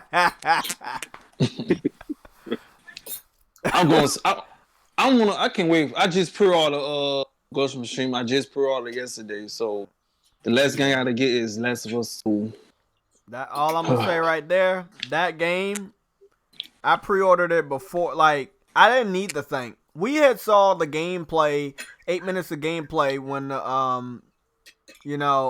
what's his name? Jin was fighting that lady. That 8 minutes of gameplay was enough to whenever they put it available for pre-order, I was going to fucking pre-order that. And that's exactly what I've had it pre-ordered since it went up. It was not at one point in time. There was not at one point in time that I did not know I was going to not buy that game. I knew I was going to buy that game from when I saw it. It's kind of like when, I started seeing more and learning more about dreams. I knew I needed that. My whole life was about the power of dreams. And I got that shit. I don't give a fuck. And Days Gone was the same thing. I like Days Gone, man. A lot of people didn't like Days Gone. I think it was a good game at the end of the fucking day. Me too. I think it was a great game. I mean, there's a lot of Xbox fans that were shitting on the game, but that's their type of game. They love games with guns and zombies and motorcycles. They love that shit. So fuck them, man. They love that shit. It's crazy that Sony gave us a game like that. It was a pretty damn good zombie game. Gotta love it. We got big money here. Might as well dive into the topics, which I did not write down. Where's Adam at? Topics. Man, there you go. Man, pissing me off on this The fucking motherfucking wall talker. At least your anger ready. Well, I mean, let's talk about the fucking gameplay. I got that shit on my phone. I got it on a computer. I like the part when they show the bell. You can fight. I think you can kill animals on there too. Hey. No offense. I'm sorry. I'm just saying. What the fuck is going on? It's the bell. Just fucking with you. No. If you go on the video, they show that. If you go on the video, they show Look, that. my thing is, I believe that this game is gonna have more animals than Horizon. At this point, Horizon seems like it had the most animals. It had a fox, a turkey, a boar. Bullshit all day, Jay. Not Resident Evil, but fucking Red Dead Redemption 2 has the most fucking animals. Fuck that game. I don't give a fuck about that game. I don't even care. Any fucking game. I don't care. You don't have to care. You don't have to care. I completely ignored that game. I forgot that game even exists. Let's tailor it down to exclusive. Out of exclusive games, They had like 100 different insects doing that game. There's no, bro. Right here, confirmed. 200 fucking species, bro. Oh, fuck that dumbass game. Who got time for that shit? So now we're putting it on the exclusive. We're gonna put that game on the Switch. Don't forget the bollocks of the horse. I love that shit. What do you eat, Adam? It smells good. You know what? I can't wait to see what type of animals they gonna have in the next game, man. Because I'm thinking all type of mechanical sharks, all type of shit. I can't wait to see what talking type about of Horizon Zero Dawn. Yeah. Yeah. What I wanted, right? This is what I wanted. I saw a lot of weapons that you couldn't use, but like other villagers and warriors could use those weapons. I hope there's more weapons than just a stick. That you know what I'm saying? I love the staff. Okay, I did, but I saw like hammers and other types of shit. That's what she said. I just wish I could use. Hammer. Got him. Is that what? What? Black Hammer. You almost made me spit up my food. Everybody's fucking eating. Show the world big money. No, I just hope that Horizon allows you to use more weapons, more combat weapons. Well, they mentioned they cut out a large part of the animals that they wanted to include for the first game. I just wonder what was the exact amount. Yeah. They cut out the. They didn't have a T-Rex. They cut out the what's it called again? I heard they had penguins in there. I got a quick question for everybody in this panel, bro. Like Jay said, everybody's eating, bro. I'm going back for seconds on these motherfucking hot dogs that I grilled yesterday for my daughter's birthday. What's everybody else eating on, bro? What's on the menu today? I got the Popeyes chicken sandwich over here. Sunday roast. Italian cheeseburger. My mama and them cooking some dirty rice, some fried chicken, some potato salad. Oh, God, that sounds fucking real good. That sounds so good. God, potato salad? Shit. Potato salad. The Sunday Show, Martha Stewart Food Channel. bro. Mhm. I used to do those videos though. I used to unbox food and shit. Made everybody hungry. Might start doing that shit again. What the fuck is wrong with you? Unboxing food? Hey, you do what you gotta do, man. I did it. Oh, you sick? Oh, they hit the spot. I gotta mute y'all. I gotta Ah, mute damn, y'all. Adam, are you even I'm gonna about talk to after curse. that damn food you eating? You go to Oh, man, sleep. Sunday roast, man. You got the chicken, got the Sunday potatoes, you got the fucking peas, roast. you got the Yorkshire pudding. Oh, man. You got One thing about Adam, bro, one thing you are always gonna hear that motherfucker eats is a fork and a knife. No matter what that motherfucker eats, he's got a fork and a knife. Even if it's cereal, you know, even if it's Honey Nut bro, I Cheerios. don't do that shit. I use my hands, bro. To do that last time, bro, my fucking burgers, bro, they fucking, the stack's too big. Yeah, bro, it's... Yeah, we forgot you got the tiny mouth. That motherfucker eat a little baby star crunch with a fork and a knife. I'll tell you this much, though. I think the reason why my jaw locks up is because my fucking, tiny mouth? Oh, God, it was like... Oh, God, I think it was like in 2015, I fucking, like... hit like a fucking metal pole near my fucking jaw, and it fucking literally fucked my jaw up. Damn. Yeah. You're trying to lick that pole. I ran into it by accident. It's just like, it fucked my jaw. Man, Take it out of the story. Damn, something wrong with Sam, man. Oh my god. Got off Sam, bro. No Brian. I think since we have Adam here and he's not asleep, let's talk about downgrades. Oh no. Yeah. Oh yeah. Xbox fans have came out, and yes, it was only them because they're stupid. They have came out and confirmed that Ghost of Tsushima is downgraded. Oh no, not this again.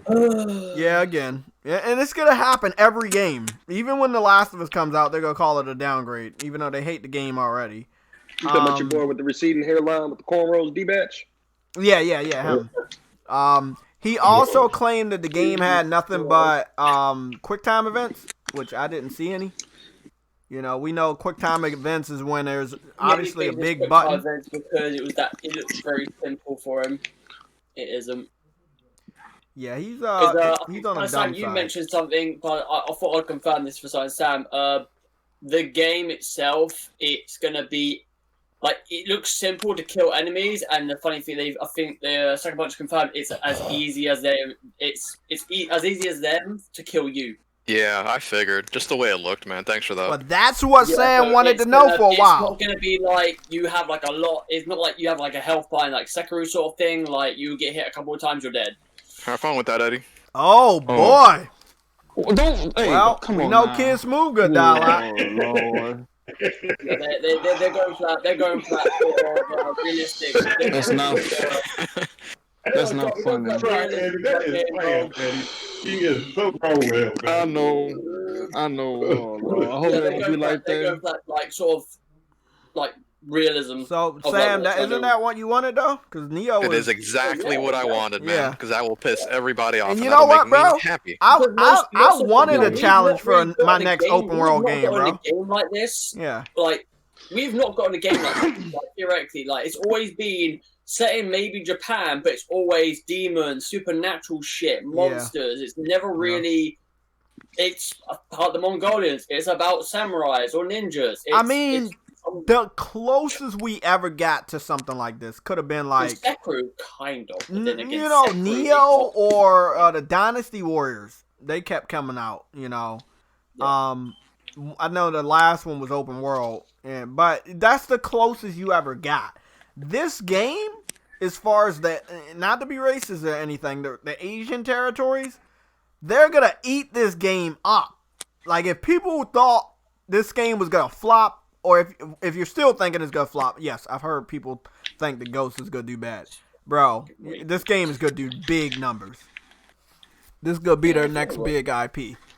It's gonna do numbers, man. Look at what Horizon did. Brand new IP, completely different for what Guerrilla Games normally produces, and that game's hit up fucking 10 million in no time. I definitely Can I ask y'all this? Do y'all think it's right? Because we know it for the biggest fucking games ever. Fuck, it's for this generation. That's ever. Two of the biggest games ever are coming close to the PS5 coming. Do you think if we buy this game on the PS4, Sony should give it us free on the PS5? It's backwards compatibility, and you know it. Yeah, it's gonna be better. It's not a doubt. I want to. Ain't it gonna be optimized for the PS4? Yeah. I mean the PS5. They're doing 100 games, and I know these last two games are a part of those 100 games. Yeah. Yeah. It's no doubt in my mind that Last of Us and Ghost of Tsushima won't be optimized for the PS5. It's no doubt in my mind. Because you have questions about it, right? Rightfully so. Like Jay said, they're going to do 100, right? There's going to be 100 supported games. That is going to be updated with several other games throughout the periodic life of the PS5. And you know who else did that? Microsoft. Yep, but no one wants to address that, by the way. No one does. Exactly. But nobody's saying that you can't play the other games. So this is how it is. Okay? I hope everybody understands this. Okay. It's not funny. Let's look at Drive Club. Drive Club was never updated for Pro. But you can still play it on the Pro, right?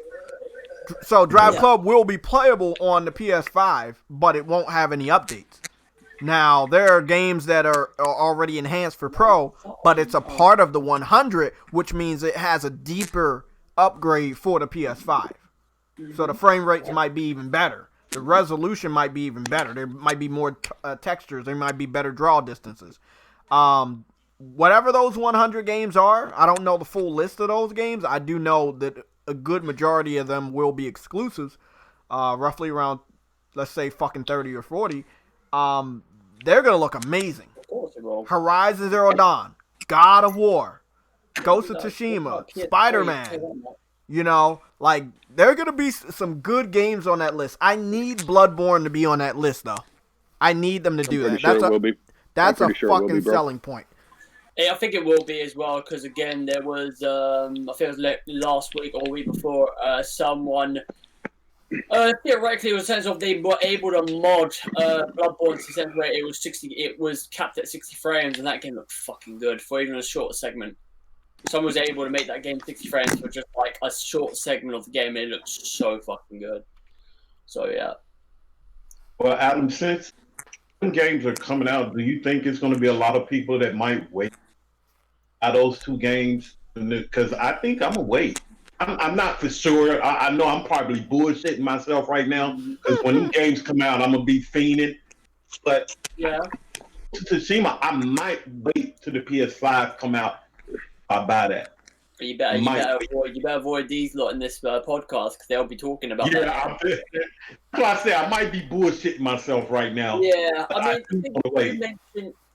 you mentioning that, I think, like, I can understand where you're coming from. It's also a sense where one of the things I'd like to see from this presumable June event from PlayStation 5 is I would like for them to come out and just say that we are doing smart delivery, or a sense of that, or it's not fucking smart. It's just cross-buy, fucking smart. Oh, cross-buy, yeah. I think that definitely needs to be said, because if you don't say it, they're gonna say, "Hey, you don't have it," even if they do have it.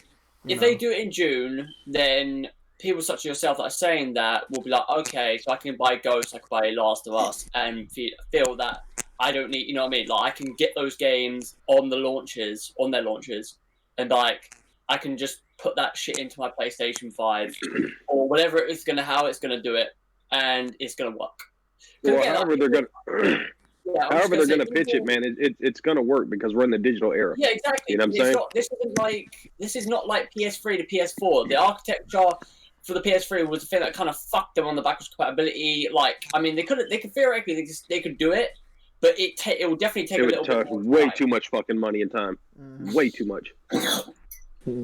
And as we see with Microsoft, right? Microsoft started backwards compatibility in 2015. They started a short list of the main games, and they built up bit by bit. And I think last year they actually closed that list because it was theoretically done pretty much. They didn't really give a shit about it anymore. In which, like, no one, I don't think Microsoft or Xbox fans, not a lot of them talked about that. at all. They kind of were like they just swept underneath the rug like as if it didn't happen. It's like no, it did. Well, the only game that pretty much got recognition for that was Red Dead Redemption. Yeah, for the whole Gear series. Mm-hmm. But Halo, after it came out. But what's the point of basically giving out when you already have the Master Chief Collection? You see what I'm saying? So it's kind of what I just said. Like, I would have said Halo, but they put the Master Chief Collection out, so it was like no. Exactly. So I mean, yes, I would say back then when the PS2 came out with the backwards compatibility as well as 3, if you had the first Fat Boy when it first came out, yes, those were significantly a game changer. You see what I'm saying? But nothing, you know what I'm saying? Our day and generation and time where we're at now, it's not a selling point. Not like it used to be. Yeah, I mean, cool feature-wise, yes. Go ahead, Adam. Yeah, no, I was going to say, like, yesterday I was looking, I kind of had a little look at PS Now just to see what that had to offer, and I went to the PS3 section, and, like, that had a few games I would love to go back to. I think Infamous 1 and 2 are one of them. You guys see, this is what you're talking about. IGN just posted. They said, here's how Sony's PlayStation line went from being the undisputed champ of backwards compatible gaming to struggling to keep up with competitors. Like, come on. Are you serious? Struggling to keep up with competitors But you when it know comes to what? backwards compatibility. That's my question right there, Jay. Like, out of those 100, out of those 100, how many do you think on day one for the PS5 are going to be there? That's I addressed that question. Every game is playable, right? But 100 will be completely reworked for the advancement of the PS5. By the way, wait, hold up. Are we talking about consumers or are we talking about games? We're talking about backwards compatibility PS4 library. When the PS5 come out, how many of that 100 will be ready and playable on day one on the PS5? Oh, all right, yeah. I mean, yeah. I think I just think it'll be the big ones which you want to play, like Horizon, God of War. Yeah, but every game is playable, Big Money. But not every game is gonna be reworked for the advancement of the PS5. So let's say, like I said, Drive Club was never updated for Pro, but they said you can still play Drive Club on the PS5, but don't expect the PS5 enhancement for the game because they didn't give one for the Pro. So you will be able to play every game day one, but there's 100 games that will be reworked and play much better on the PS5 than other games that you're gonna play. So every game will be playable, but only 100 are going to be played probably best on the PS5. You see what I'm saying? Oh, I ain't never know you would play Drive. So there's going to be games that never got a Pro update. There's going to be games that got a Pro update that won't get the PS5 update. But again, they're still playable. But don't expect them to get the PS5 Pro update.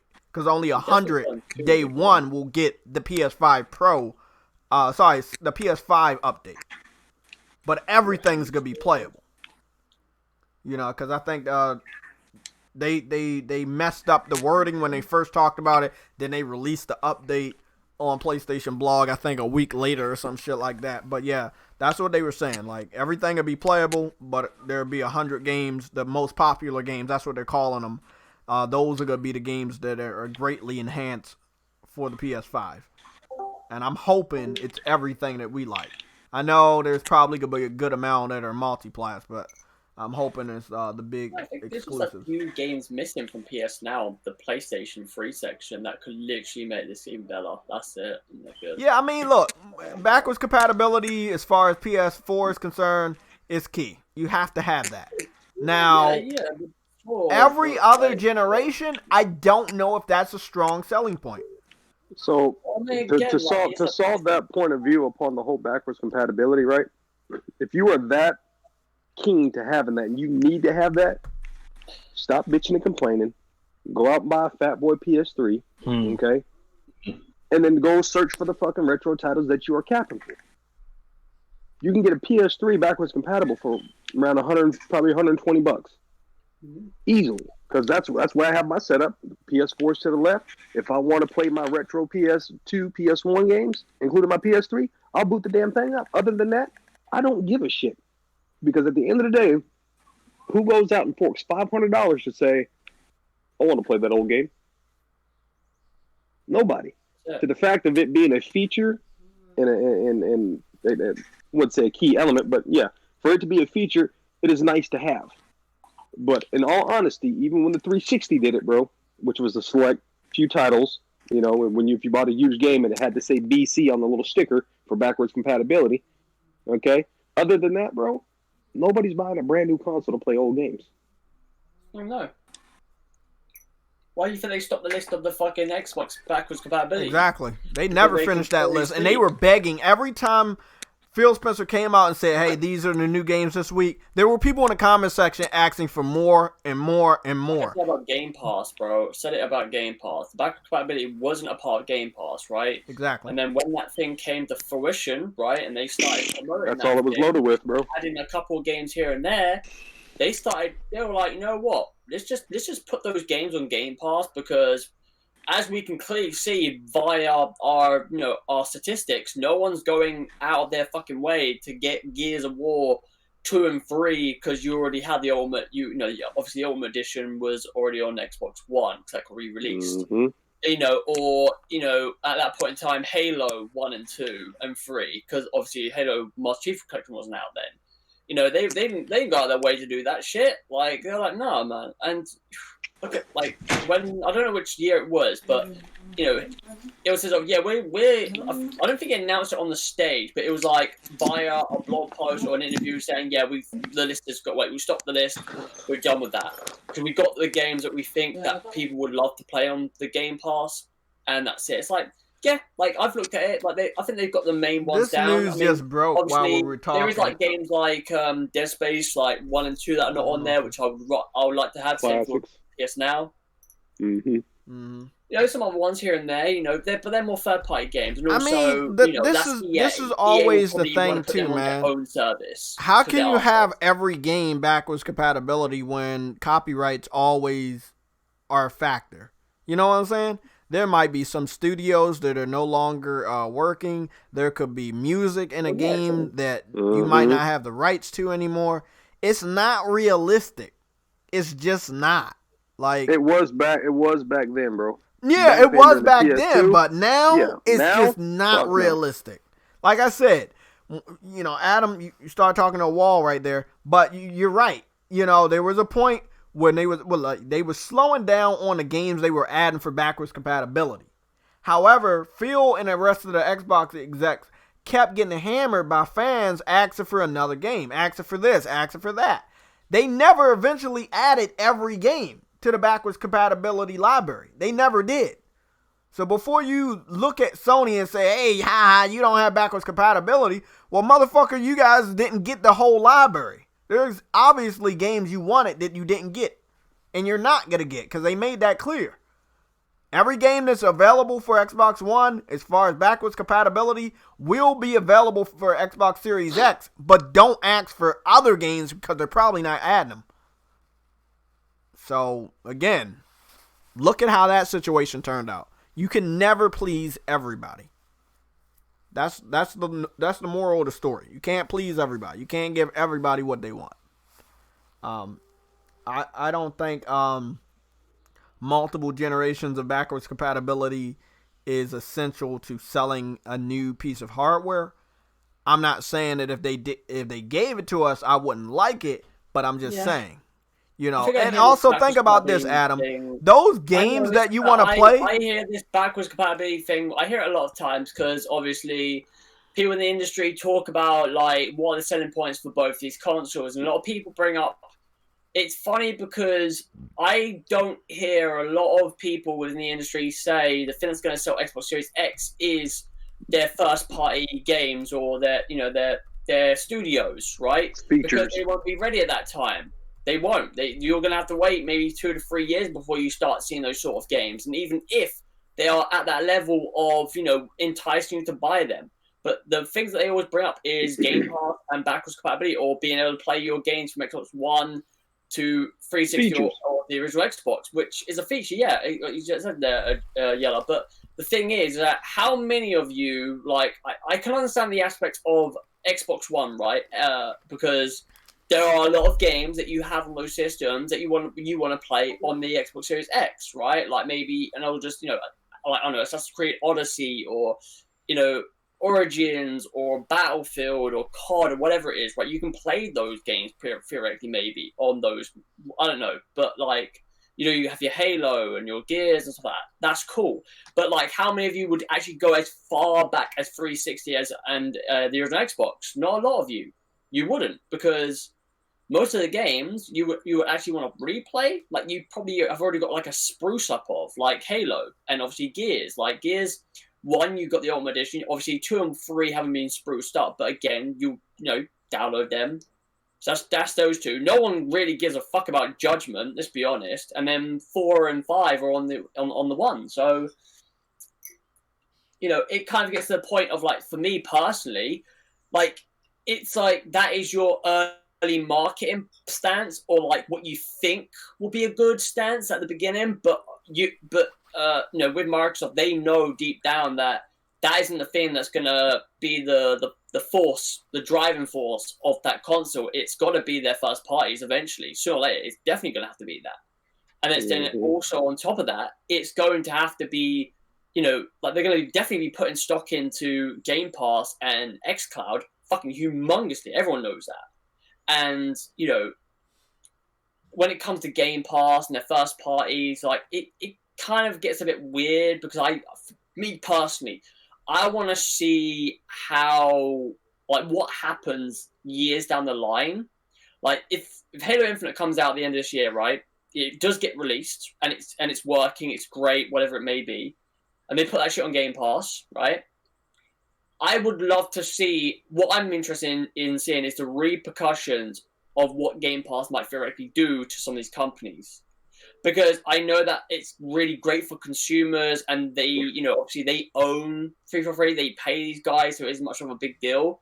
But, like, you are putting in, like, rough, what is it, 500 million into this game, and you're putting on Game Pass for $1 to $15, not a full price $60 game. You start to wonder, like, how are you going to make some sense of money back? Like, because you have to. And I feel like microtransactions might come into the equation, maybe. That could be a factor. But also a sense where, I mean, again, like, the backbone of it. Like, I don't know. There was some breaking news. The breaking news is that Mojang or whatever, the Minecraft people, they changed their name to Mojang Studios, and they changed their logo also. So I don't know if that's I mean, again, we're going into next generation. We're gonna see a lot of this shit. Yellow, you understand what happened at the end of the last generation? A lot of studios just start going under, bro. People just start filing for bankrupt. I mean, Mojang will be alright because they got. Yeah, but I'm just saying, at the end of a generation, things change. You should always understand that. Yeah. You go see some changes here. I don't think it's gonna be as big as last gen. But just expect to see those changes. Yeah, definitely. Adam, what are your thoughts on on PlayStation's reveal? I'm calling it the gamer reveal because it will be gamer centric. We will understand everything they're trying to show us and talk about, unlike what happened with Mark Cerny's announcement stream. Well, that would have been different if Corona didn't happen. I agree. I understand what happened with that. But what do you think? What do you think? We have 2 weeks until June 1st. June 4th. 2 full weeks starting tomorrow. Like, next week, the following week, then we're in fucking June. Do you think that Microsoft, and I know we talked about it, but just for the stream purposes, what will Microsoft have to do to battle whatever Sony shows in June? Because they go the month afterwards, and in a midway point. You talk about first party? You mean you're talking about the first party game thing in July? So how does Microsoft show their games better than, let's say, the last time they showed their games, which is Inside Xbox? What can they do to hopefully combat whatever Sony is showing it on in June, in the early parts of June? If I'm being honest with you, that's a very difficult question, because not a sense of like they can't, it's just a sense of how little they got to work with. Both of them, to be honest, both of them. Because like, if PlayStation come out in June, which I've been seeing loads of people talking about the June event, like apparently it's going to be all about the games. It's not going to be about the reveal of the console. Apparently, this is the thing. I personally am going to talk to my mate Jody about this because he knows about certain things that are in place. Well, I want to get a little Jody bit, I want knows to get about like, that. a bit of a gist to it. If Jody knows about that, I'm gonna need to be Yeah, a fly on the wall in that chat. I will say what I can because obviously he says stuff to me that I can't say. But like my question will be to him: is it going to be like a full-on reveal, or is it going to be like a partial thing, and then they're going to wait for Microsoft to go on their aspect of this is the date, this is the price, and go off that? Because I mean, like that's going. I mean, I'm going off track on what you're asking, but a lot of Xbox fans are saying how like, oh, Sony always go after Xbox, and they're kind of like they're like bitch about it, but at the same time, it's like no one's telling Microsoft to go first either. Like you can go first whenever the fuck you want or last. Like, but like seeing some of these fans of Xbox saying, oh, Sony are pussy-holes or they PlayStation are bitches. Like, why is that? Because they're being smart about it because they're a company. Like, come on, that's just stupid talk within Twitter. But like, if this is to be true, the June reveal being only game centric, I wouldn't mind that because again, you're showing off what what this console will have in the future or on launch, which is great. But again, like there's a lot of rumors going around about this, and I don't know if it's true. But going back to your question, yeah, like I don't know. Like if Sony come out and they do show what the fans are thinking and whatever it may be, like let's just say like Horizon 2, because it's not be called Zero Dawn because that's the reason that is the subtext of that game. So it'll be Horizon 2. You have Resident Evil 8. You have fucking maybe Blue Point's game, Godfall. Epic Games, that's right. Epic Games is an unannounced game that they are also working with Sony with. Remedy with the partner that Shuei's trying to work this partnership with that they could tease their game. I wanted to say something. Godfall, what engine is that running on? Unreal Engine 4, or it could it's Unreal Engine 4 right now. But with Unreal Engine, the thing is, I've spoken about this to a few people. When it comes to Unreal Engine 4 to 5, it's much easier to traverse all your assets over. It's basically future-proofing it. Which Unreal Engine 3 to 4 lacked on. So basically when devs went from Unreal Engine 3 to 4, they had to redo assets, which again was a fucking pain. And it was one of the reasons why Batman Arkham Knight took a little bit longer to make, because they actually did that. And with 4 to 5, they don't have to worry about that. It's like, there is I watched a podcast earlier on talking about like, basically what Unreal Engine is able to do, right, is you can make one asset and it will literally, the engine itself will be able to, presumably, theoretically, split this asset into the multiple things that they will be doing this generation. Because that's how it goes, right? What you'll do is you'll make the most detailed asset first, then you scale it down and you'll have probably like 4 to 5 assets of what it may be, and then you kind of put it into the game. Whereas with Unreal 5, you start off with a high-res asset, and it's probably like maybe 2 or 3. Like, it's less. So there's less work to be done. And also, this kind of tech, if indie devs are using it, is going to be a massive game changer for indie developers, because it means that they don't have to hire, they don't have to go to get, to reach what first-party games do, which is pretty cool. Or, not to the, obviously, detail of them, but you know what I mean? They don't have to have, over 300 people working in an indie studio. They can keep it to, 100 or 50. It's sort of thing. But, yeah. You know what? You know what I'm thinking? I'm thinking. I'm sorry, Ed. No, go ahead, Mike. Go ahead. I'm thinking. Sony might. I don't think they're gonna a lot. I think they're gonna show something, an existing game, think they're gonna so maybe 1 or 2 new exclusives. I wouldn't go over 2 because I don't think they're gonna show too much. This first reveal, I don't think they're gonna show too much. I think they're gonna wait to see what Microsoft gonna do. Then they're gonna start bringing on the big boys. But they might show 1 or 2 new exclusives, and they might show Horizon Zero, Horizon Zero 2. They might show 2 or 3 other little games because they really don't need to do like a hour thing. They need to do something that's around 45 minutes. Hour. They don't really need to do this. Oh no, because the things with Sony is that they after this show in June, if they were to do another event, it would be about showcasing the console, or it'll be in a blog post where again they show off the console and they show the price, and that's it. They will not be doing another event. Like, it won't be like what Microsoft are doing, where again, I mean, theoretically, Microsoft have only got one more event in July, which is them showing off their first party. Apart from that, their June event is basically hardware related. And they, from after that July event, they are basically what they've mentioned is they're trying to keep the conversation within their bracket until launch, which a lot of people in the industry would love to see how they handle this, because it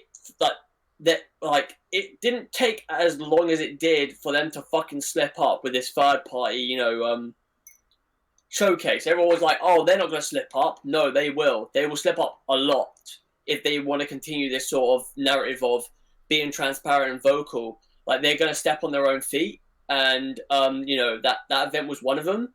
And I said to Jay, we were talking about Aaron Greenberg, if that happens again, let's just say in the July event where they showcased, they gave you a nice sort of look at Halo, but it wasn't what fans wanted, and they showed you a lot of teasers for some of their titles, maybe even Hellblade 2 gameplay and Forza Motorsport gameplay, but the rest of it was all teasers.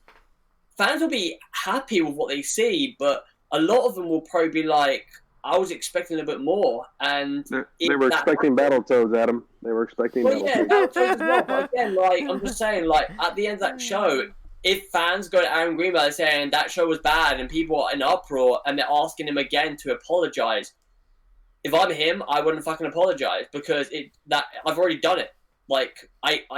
We've shown you what we've got. How I can't apologize to you. Your expectations are too fucking high.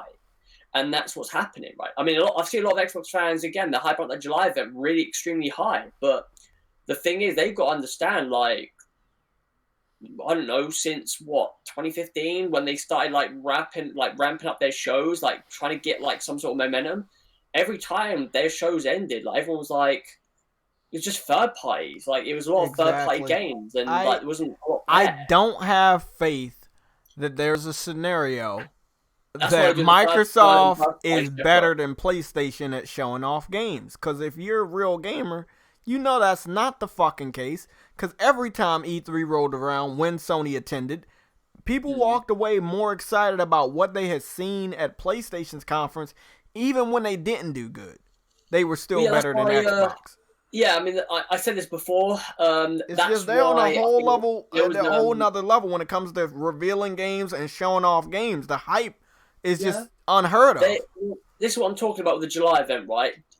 So before I talk about this July event again, with Phil came out recently, I think it was a month ago, and stated that he's gonna have to endorse the idea of what PlayStation did, which was announce games 2 to 3 years early to build a sense of hype or expectation to the extent where you would want to buy a Series X before his games come out. That shit is not gonna work. Which I don't disagree with. I don't. It's a good idea, but it won't work for them.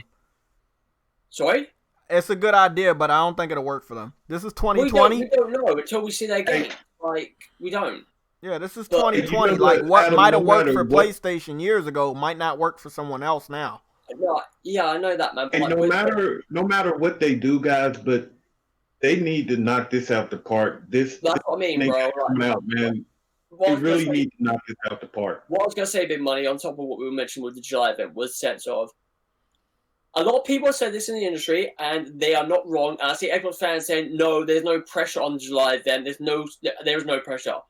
Fuck off. There is a lot of pressure on that July event. If that July event does not do what it should do, right? That is the main pillar, right? That is the main pillar to their skyscraper. That if you destroy it, the whole thing comes crashing down. If it doesn't succeed in what it has to do there, it's going to be a massive fucking stumble for them. And that could, I'm not going to say it's completely the case, but that is going to be the make or break of that console selling. Not the power, that. And I think hope you they hit it right on the nose. Yeah. They have to knock this shit out of the park. I'm just trying to think. I think it's something on Twitter after the Ghost of Tsushima, for 80 minutes, right? I saw a lot of people say that's what Halo Infinite needs to do in July. Start off that show with Halo Infinite showing us. Don't show us multiplayer, because the fact of the matter is, multiplayer for Halo, everyone knows is going to be somewhat fucking to a good standard, and it's solid, right? Because that's what Halo's always been about when it comes to multiplayer. People want to see people want to see the single player of that game. So the way I want them to do gameplay. That's another thing. They need real gameplay, not that bullshit that they did. Yeah, let me read this super chat from True Witty. This one's a lot better. $2 super chat from True Witty. Phil doesn't know good games. He hyped up Crackdown 3. Look, the thing is, I know, Adam, you told me 3 different occasions that Phil, Aaron Greenberg, Major Nelson are right there in our face because they want to make Microsoft look cool. However, they're out of touch. And this is not good when you're trying to promote a new piece of hardware. You need to be in touch with today's gamers. And if you thinking a game is good and everybody else is telling you on the internet it's garbage, why would you still hype up garbage?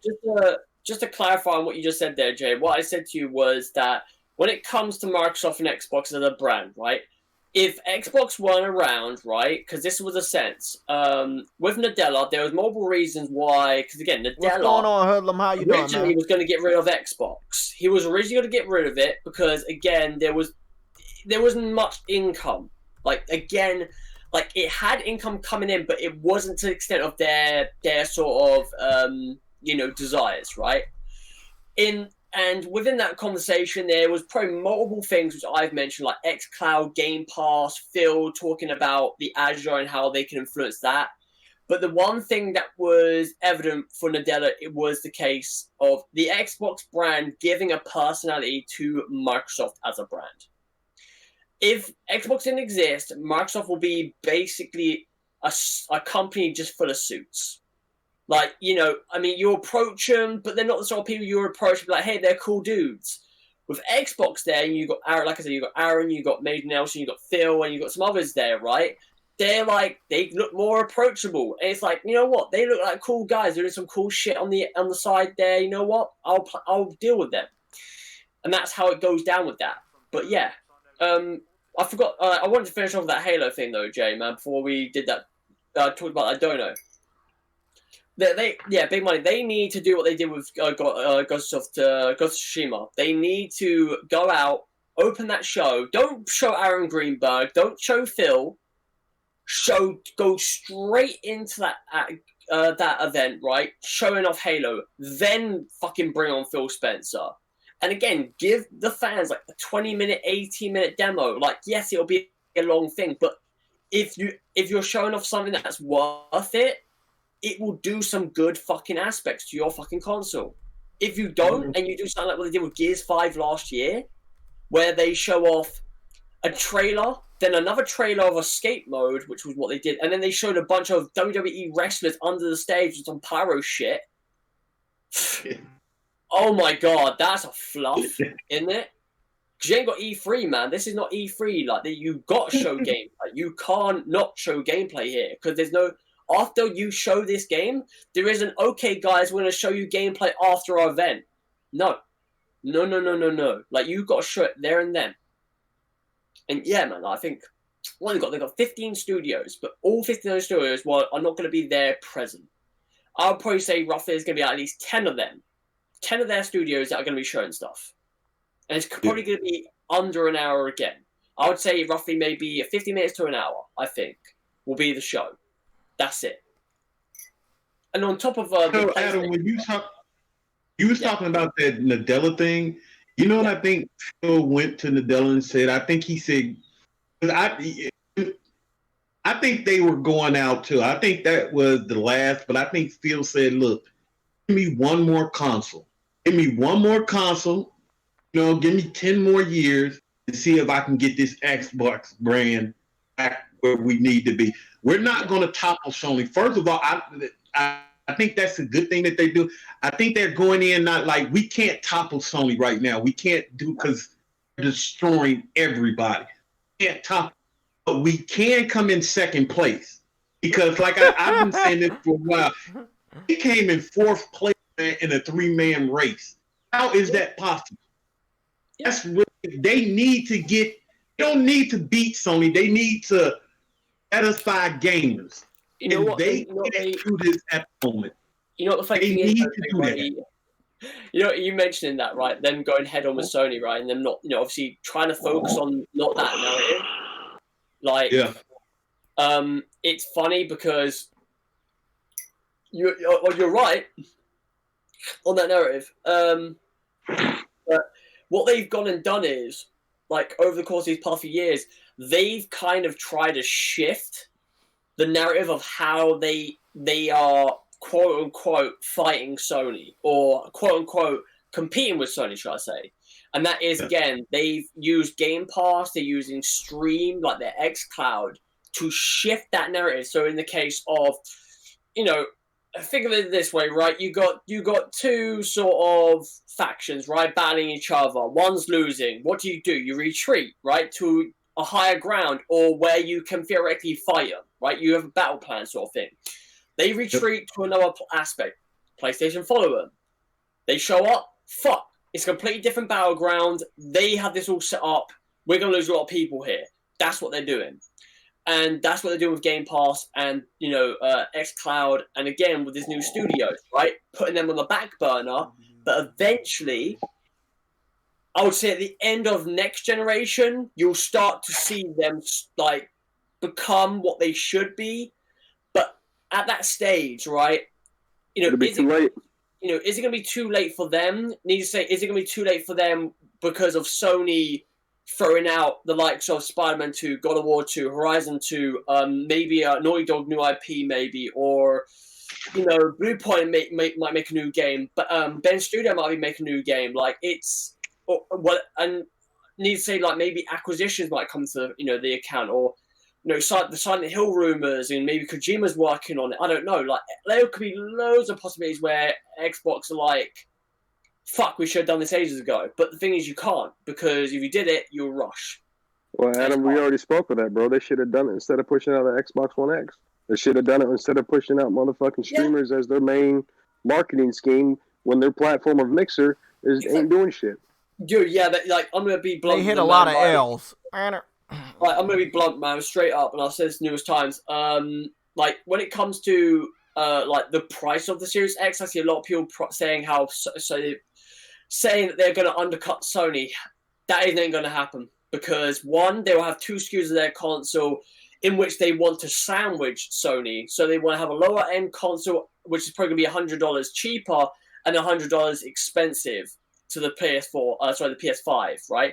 It's also the sense that if you look at how many consoles they've made this generation, I think it's like 5 or 6. You have the original Xbox, the S, the SAD edition, the X, then you've got the Series S and the Series X. That's 6, right? And again, that's a lot of consoles being made, and that's a lot of money being spent. If Xbox, the Series X doesn't do what they expect it to do on the power narrative, there isn't going to be a pro version of that console, I can tell you that much. The X is the pro version of that console. They've already overstepped that margin, right? That's what they're doing. So for the PS5, they will do a pro version at a later date, wherever that may be. But yeah, they ain't undercut. They are not undercutting Sony on that price. I can tell you that much because there's just no way. There's no way. That's too much power. It's too much power, but also it's too much money being wasted, man. They've wasted a lot of That's money. what I'm saying. That's what I'm saying, bro. Like, how do you expect to push the narrative for the most powerful console then turn around and undercut? Yeah, I mean, I said it also as well. Sony, like, they have yet to drop the price on their consoles, like, a major significance and at a rapid rate. Like, they have, like, over time, their consoles have profited more and more and more and more, and then they've they obviously priced them down, like, at the right moments. Whereas, like, with the Pro and the X, right, the X is being discounted lower than the Pro, which is more powerful than the Pro, but the Pro is still selling, which is fucking bonkers, by the way. And, like, all that money they've been profiting this whole generation of the PS4 kind of gives Sony a lot of leeway where they could theoretically drop that price to $100 less than what people initially think they're going to do. Like, people think it's going to be $500 or $450. They could drop it to $400 or $350. Like, they could if they wanted to. I think it'll be $400, to be honest. That is my prediction. It'd be $400, £350, or maybe a little bit more than that. But again, like, if they do that, like, and they bring it out before Xbox do as well, especially when people are only going to be able to buy one console due to Corona, that's going to be a bit of a situation there as well, because whoever brings out the console first is going to get the money of whoever it is. That's what's going to happen. It just depends on who. But yeah, man, like, you know, there's loads of different things going into this next generation, like, and Corona's like a fucking massive bitch, like, to this whole thing. I mean, we've got what, 6 million units on PS4, 5 up until March. So we're not expecting it to sell more than PS4 because of that. I don't know what Microsoft are dealing with because we have yet to find. I mean, to be honest, we're yet to find out the proper number for PS5's production numbers because that was only a rumor. But with Xbox, we don't know how many numbers they're doing. Yeah, it's crazy. But it is crazy. I mean, going to Xbox, yeah, like for them to somewhat whatever Sony show in June and what they do in July, it's going to be difficult for them. And yeah, I think Xbox fans need to realize that pretty quickly that it's not going to be as simple as what they think it is. Not as simple. Yeah. I think Xbox is going to rely on their services and their streaming service. All I'm going to say, they can do whatever they want. I just hope it's enough. And they have to believe that it's enough. But I think they shouldn't go at Sony the traditional way. And I don't care what nobody is saying. They're going at Sony the same way they've been going at them this whole generation. And they lost. Every type of presentation they've used in the past, they used recently with the Inside Xbox. That was not what you should have did. Yep. Again, this is next gen, and you still using the type of presentation that you would use when you're showing off current gen games. Yeah. Why would you do that? I've got to give, the thing is, I said this when I watched the show. I mean, one thing that surprised me about their Inside Xbox was the fact that they kind of I mean, I wouldn't say all their games, but like there was a bit of the Japanese aspects, or like Japanese market, Asian market. They are definitely trying, like they are still trying to push that like narrative of trying to win that, bro. That those two regions. All I'm gonna say right now, bro, the whole thing we're not talking about is how big of a push Sony will have when it comes to the Japanese video games. We don't know what games that they are, they might be having up their sleeve when it comes to Japanese games. If it's going to benefit Microsoft, because again, like they've been doing this for what, 2 generations now? I think 3 generations. Oh, 3 generations. So yeah, I'll say 3 generations. Yeah, 3 generations, they haven't bro. made any fucking leg room. They really haven't. And yeah, they actually lost leg room.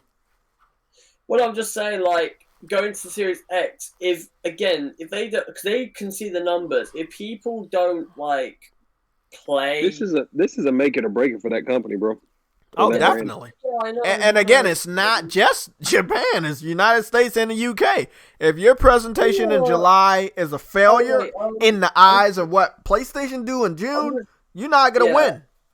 Just one second. I think big money. When you were talking about like Xbox, He left, bro. Microsoft, He left. Adam, he's not in here. like, sorry. He's not in here. You're You talking left. to a wall again, bro. He left. Oh, fuck it, man. Well, no, big money. I think it was him. He mentioned about Phil getting additional years. And obviously, I think that's right. I think he did kind of get that. But like I've said, additional years for what?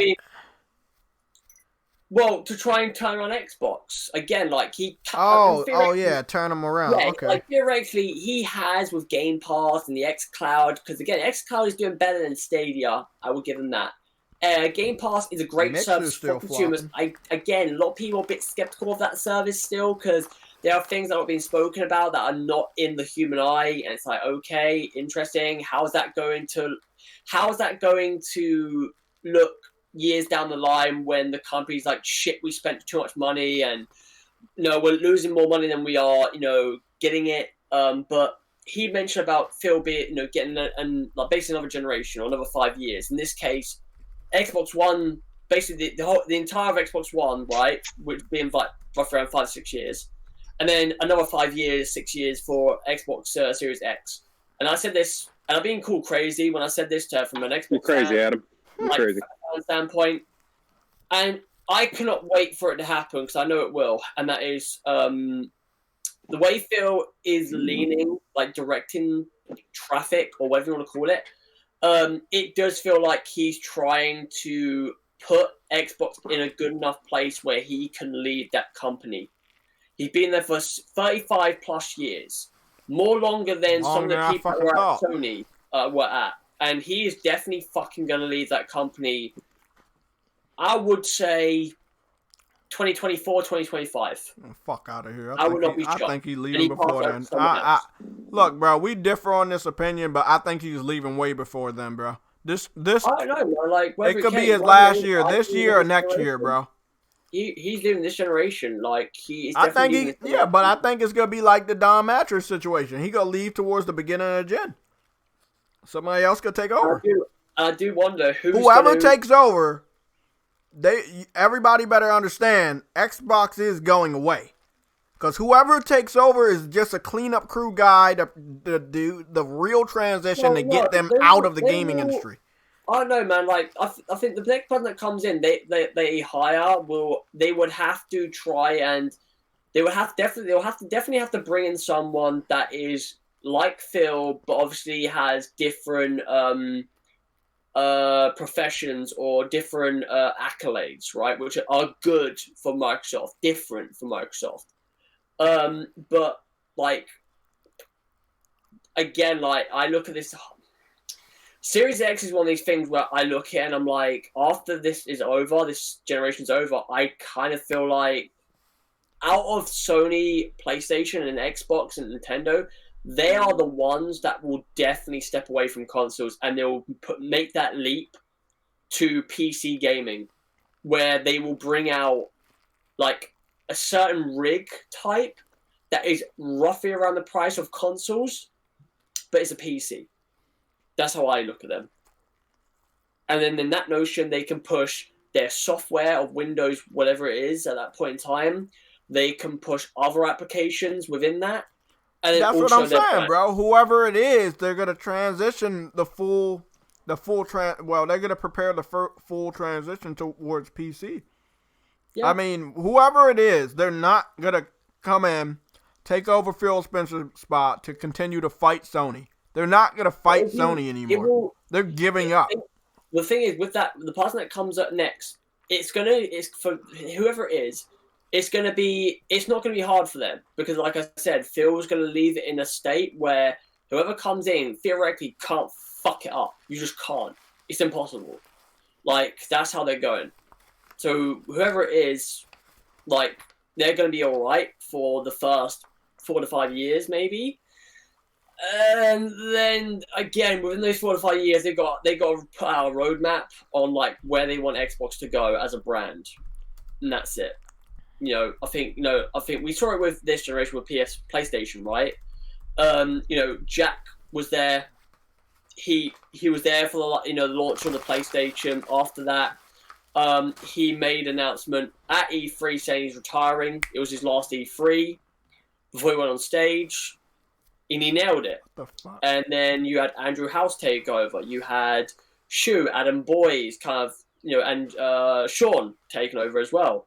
And then, Adam Boyes left. Then, Andrew House kind of left his position, and he took up a new position in Sony instead of PlayStation. It's I think this is what I find funny within Twitter is that I see a lot of people talk about these consoles or these companies in the regards of specs and games and this and that, but I never really hear people on podcasts talk about that the companies in that sort of manner, where it's like this will be a fucking factor, and when these things pop up, you will then start to talk about it. I'm like, fuck, why are we not talking about this before? Why not think about it? Because you're not that deep into it. You got to think about these things. True. Really. But look, the PC route is possible. People like you and Jody foresaw that. Me, just being a normal console gamer, not thinking out the box, never thought that they would do it. However, it makes sense, and I do not look at it strategically. I look at it as a bitch way out. Again, because you can get your foot over there. So when you're tired of getting your ass beat by PlayStation, at least you could still sell your games on PC, which is what they're going to do. However, like I just said, the person that's going to take over from Phil, he's going to be a cleanup crew guy that's going to really push putting everything on PC. And I'm not joking, everything. They will get the fuck out of the console race. They're not... Why would you be in a console race and fight PlayStation when they're going to always win? Xbox wants to win. They're not in a console race, though. I'm going to say it right now, man. Xbox came out and they already said Google and Amazon their main competition now. All right, then don't talk about PlayStation. I agree. That's what I've been saying the whole time. If Google and Stadia are your competitions, don't throw any smart little shots at PlayStation teraflops. Don't do any of that. But guess what, Adam? They have been doing it, bro. They have been throwing cheap shots at PlayStation as far as the Xbox Series X is concerned for months. So again, you get what you get. If PlayStation, even though I don't think they should, if PlayStation decides to go hard at Xbox in June, it's only Xbox's fault because of the shit that they've done. This extra give it to you thing is not a smart thing to say in the direction of PlayStation. That's all I'm going to say. Well, yeah, I mean, again, he said that shit fucking 10 times in the last couple months. Yeah, I mean, Greenberg, again, he's a hype man. Let's be honest. That's all he fucking is. He's a hype man. That's what he is. Old ass hype He's man. the guy that if you say something, he's like, oh my God, you got fucking laid out. Oh my God. It's no. He's the guy in the background that randomly claps. That's him. No. Even if it's bad. Just keep to what you do as your keep to what you're doing within Xbox, and that is talking about Xbox or their games or whatever it is at the appropriate fucking times. Do not. He's like the worst version of Shinya Yoshida, bro. He's like the worst version of Yoshida. Well, that's what he technically is, basically, right? But again, Yoshida has some profession to him because he understands the line in which he crosses, where he can and cannot cross. I think that the furthest Shuhei's actually theoretically gone, right, to what Greenberg's done, is when they did that used game fucking video at E3 2013. That's it. That's literally it. And the funny thing is, they Push Square posted up they spoke to Adam Boyes about that story, and again, it's a very, very interesting story to hear. I knew some of it, partial aspects, but I found it fascinating to find out that he thought of that shit on the plane over to fucking LA, and this idea kind of was on the spot, created, and they were going to put it in the main show. But Jack refused to do it because because of what it was. So what they did instead was they both tweeted it out when he announced the used games policy. And they knew about the used games policy before fucking Xbox.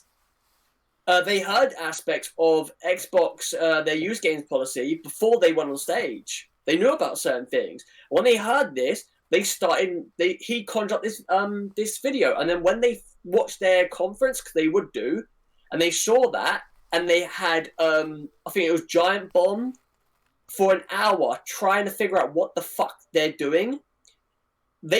Boys was like, they fluffed it. They don't know what gamers are wanting or what they are, what they want. And it was like, let's capitalize on this, and that's how the idea happened.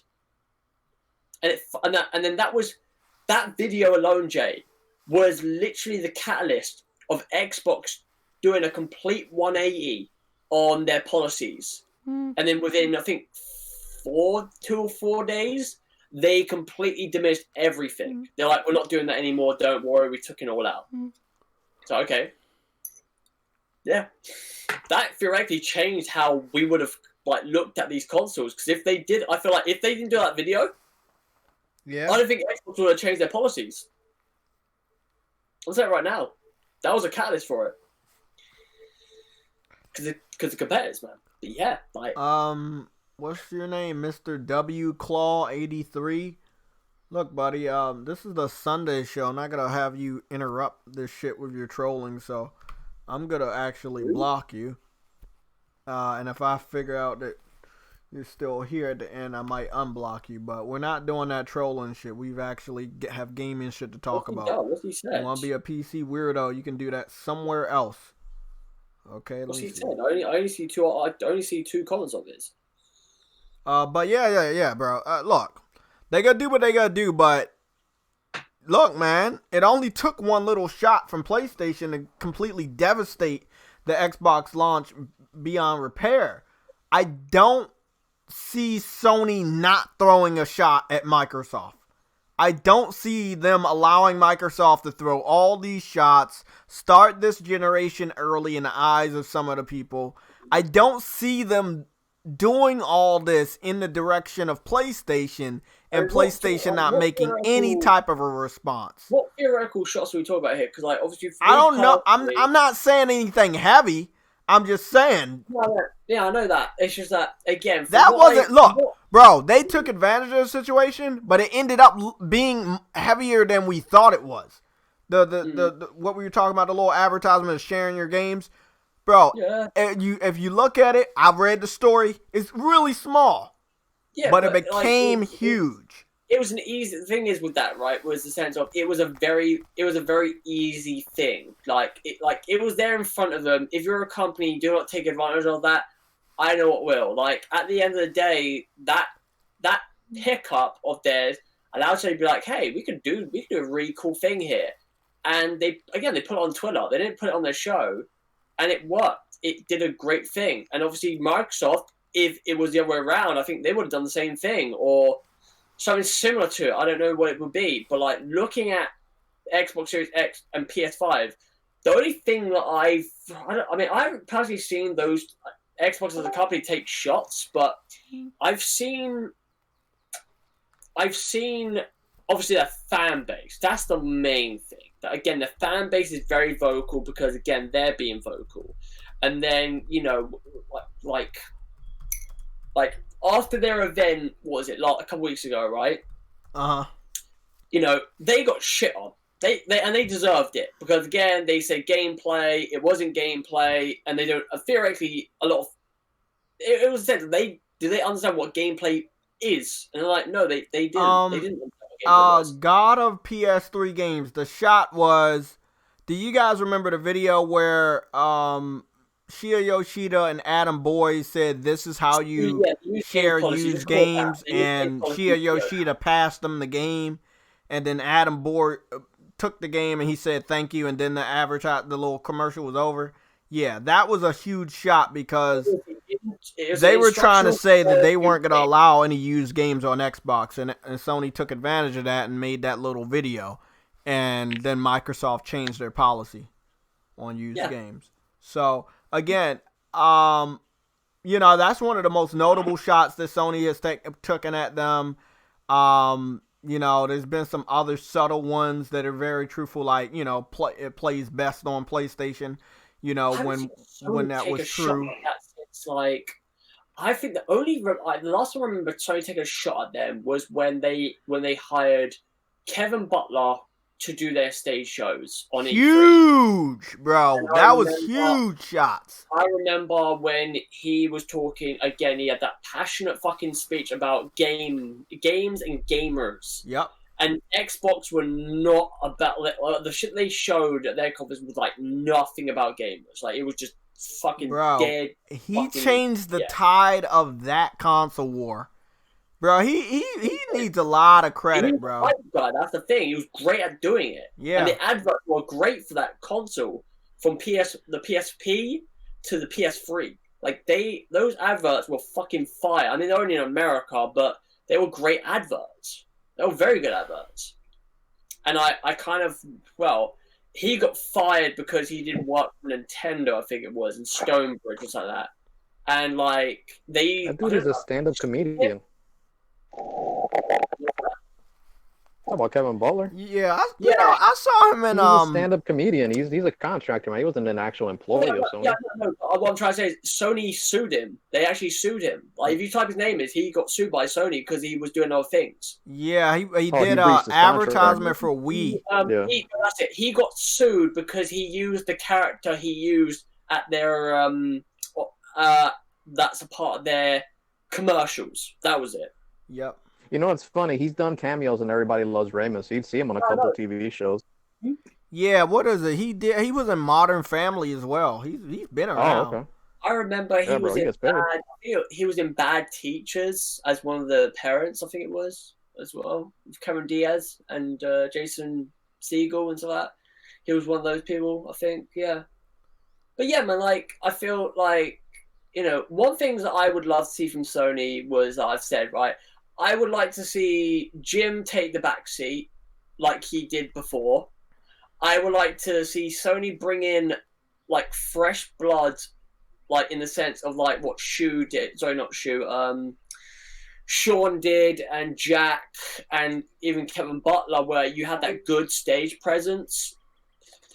And then, obviously, you know, I think acquisition-wise, I think everyone asked me about these sort of things, like there isn't much on the studios in which they can buy that are big, right? A lot of the big studios they can't buy because they're too much, or they're owned by people that fucking put a lot of money into them. So you're looking at people like Blue Point Games, House Marquee, Ready at Dawn, those sort of people.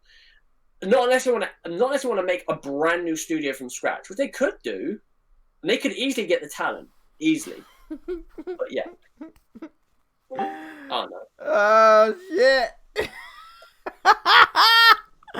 Kids Move, man. Bro, people are destroying Kids Move.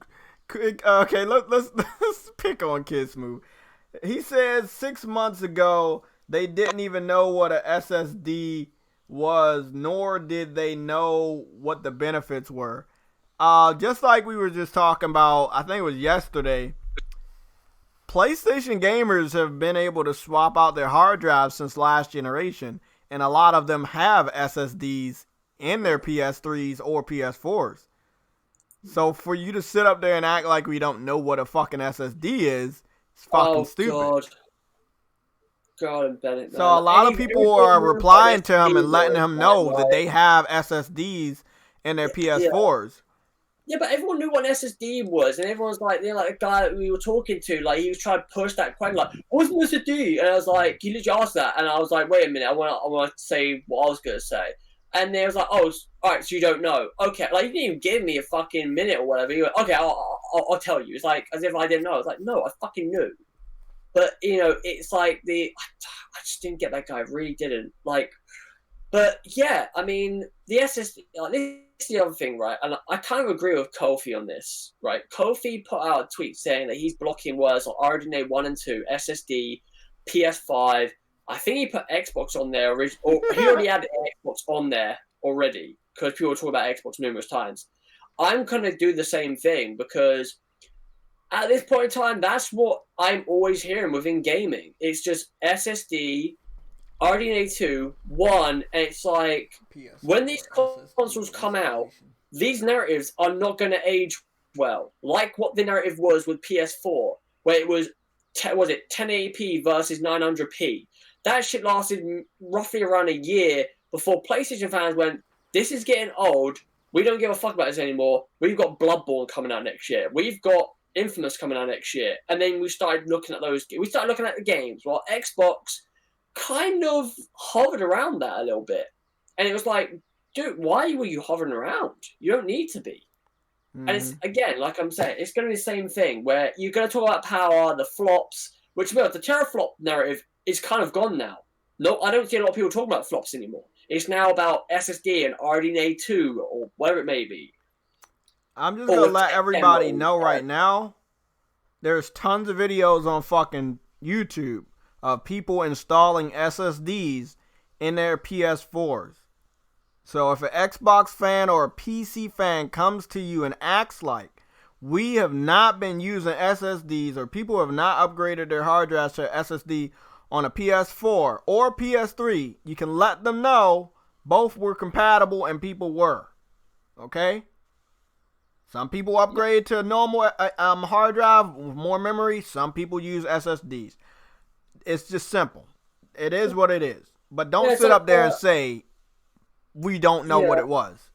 And I'm just going to say as well, because I see a lot of people talking about this. It was a show in China about, they showed the Unreal Engine on a laptop, and there were a lot of people. Again, this is sort of stupid shit that I just don't like, and that is, again, people on Twitter people on Twitter are disagreeing with the people that are behind these things over the people that are nowhere near these things, right? So, you know, people are refuting Tim Sweeney and a lot of people within Epic that are around this engine and have, again, working close with this tech, by the way. It was tech demo. Again, I'm saying you're wrong because this video is right. The funny thing is, if you watch that video, it clearly has in the top right corner, it was an MP4 video. It was a fucking video. It was not running on a laptop. It was a fucking MP4 video in which Tim Sweeney mentioned and said, and it was correct.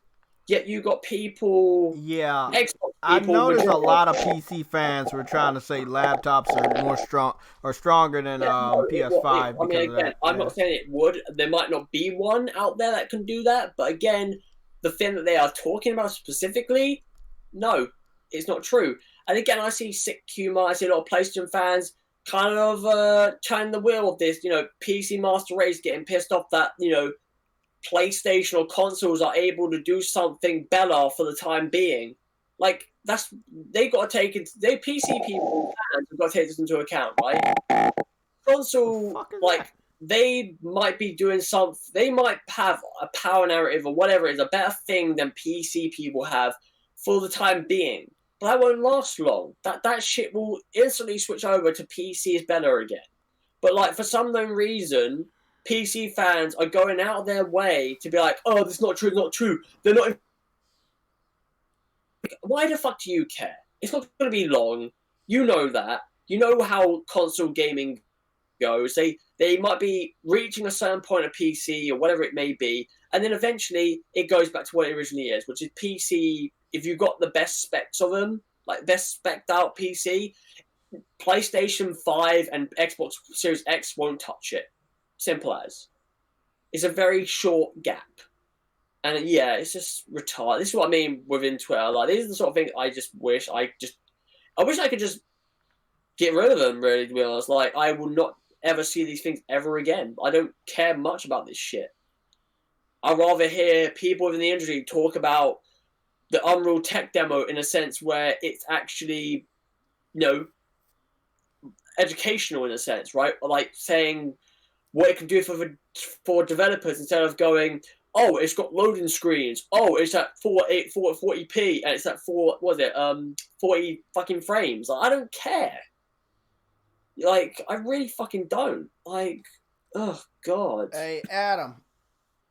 What's up, man? If you really want me to piss you off, I'm about to post this picture right here. I'm gonna really piss you off. The PC guys we had the other day, man. Like theoretically, I love how you were saying, "Why are you getting pissed off?" Like, if you want me to get pissed off, like you try a bit harder. Really fucking try. Yeah, but that's the thing we're talking about. Yes, to be honest, if you want to upgrade your PC to a better SSD, let's say next year or something when it's available, it might surpass the PS5. But the fact that no matter how many are gonna be so petty that they go that far. Yeah, how many PC fans are going to be that petty to spend an extra $100, maybe $1,000 on an SSD that outperforms the PS5 just so you can go back to the internet and brag about it? Yeah, $2,000. That's what they need. Who's really going to do that? I don't see a lot of people drop $1,000 just so they can say I'm better than you. I don't know who's going to do that.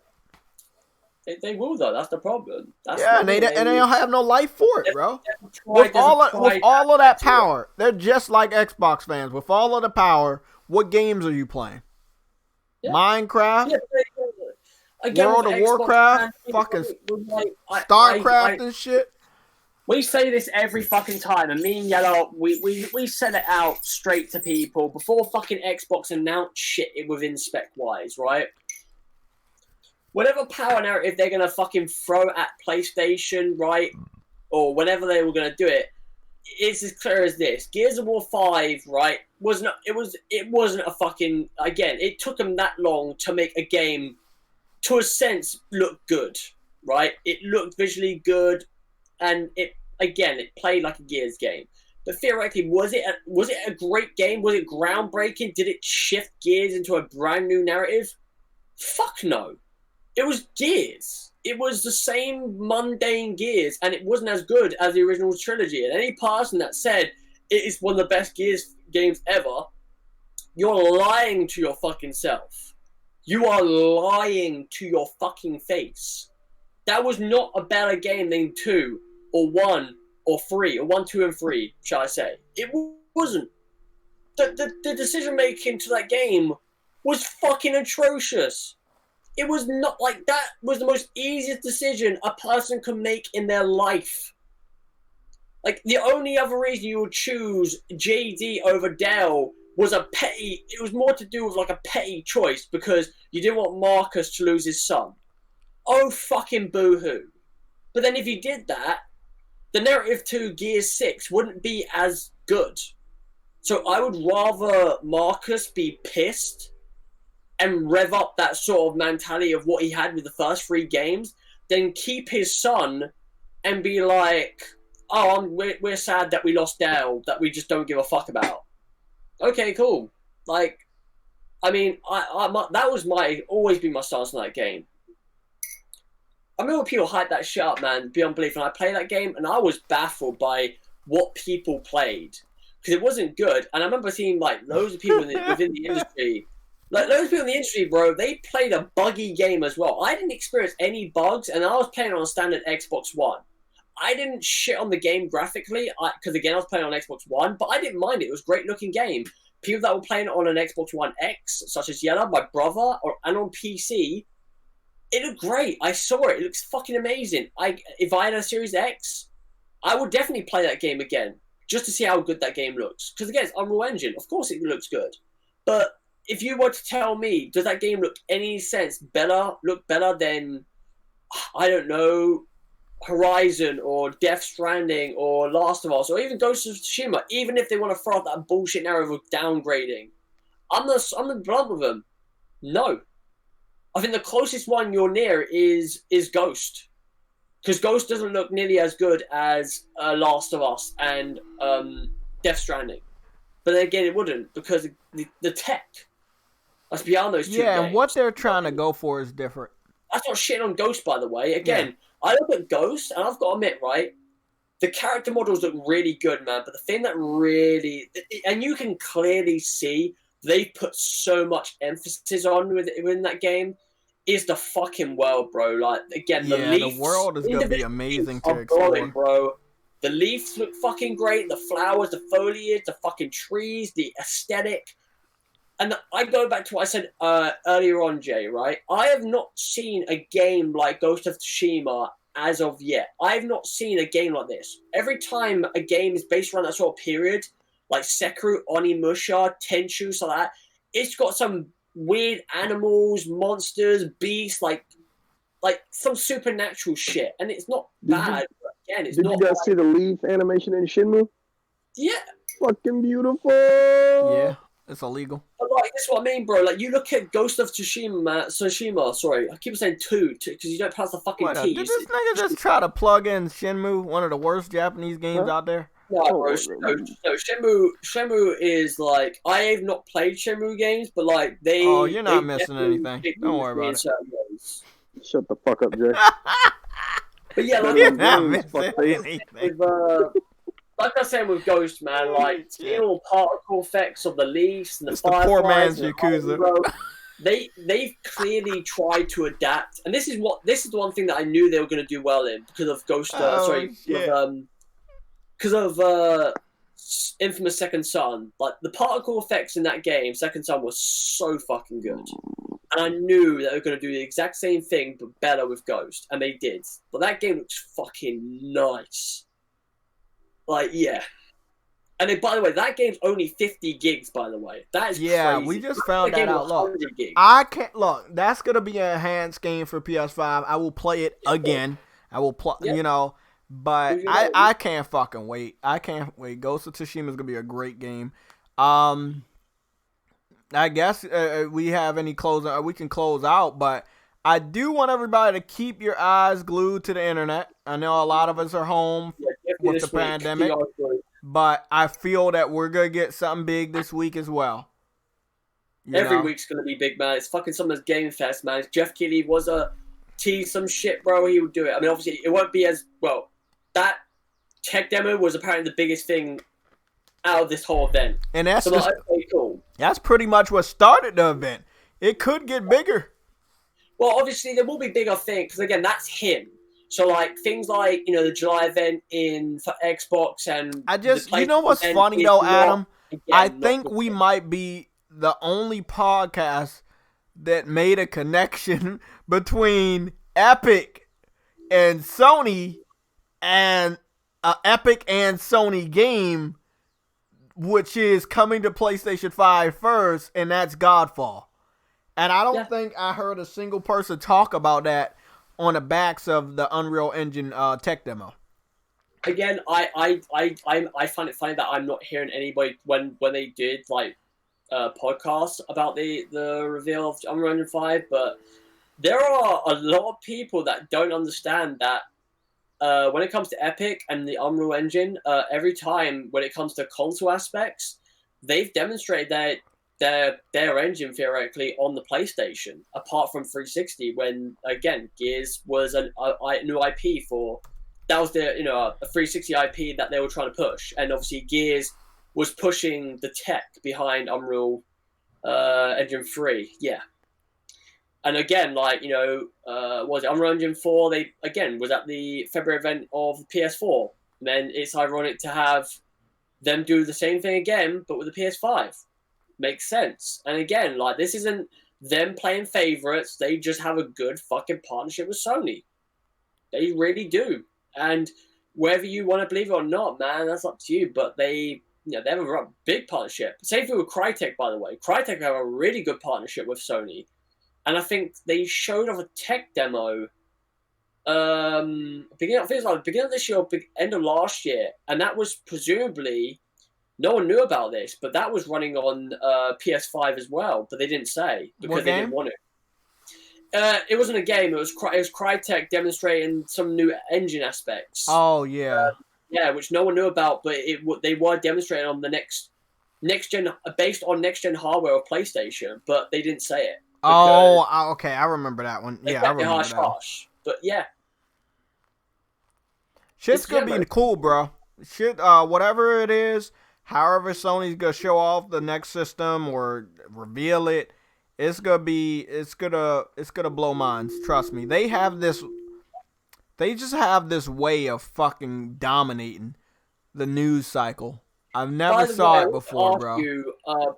before we get out of here, Yeah. if we are, that Batman thing, I saw you say something about a Batman post. What was that about? Okay, so there was a Batman post saying that the Batman reveal is coming this week.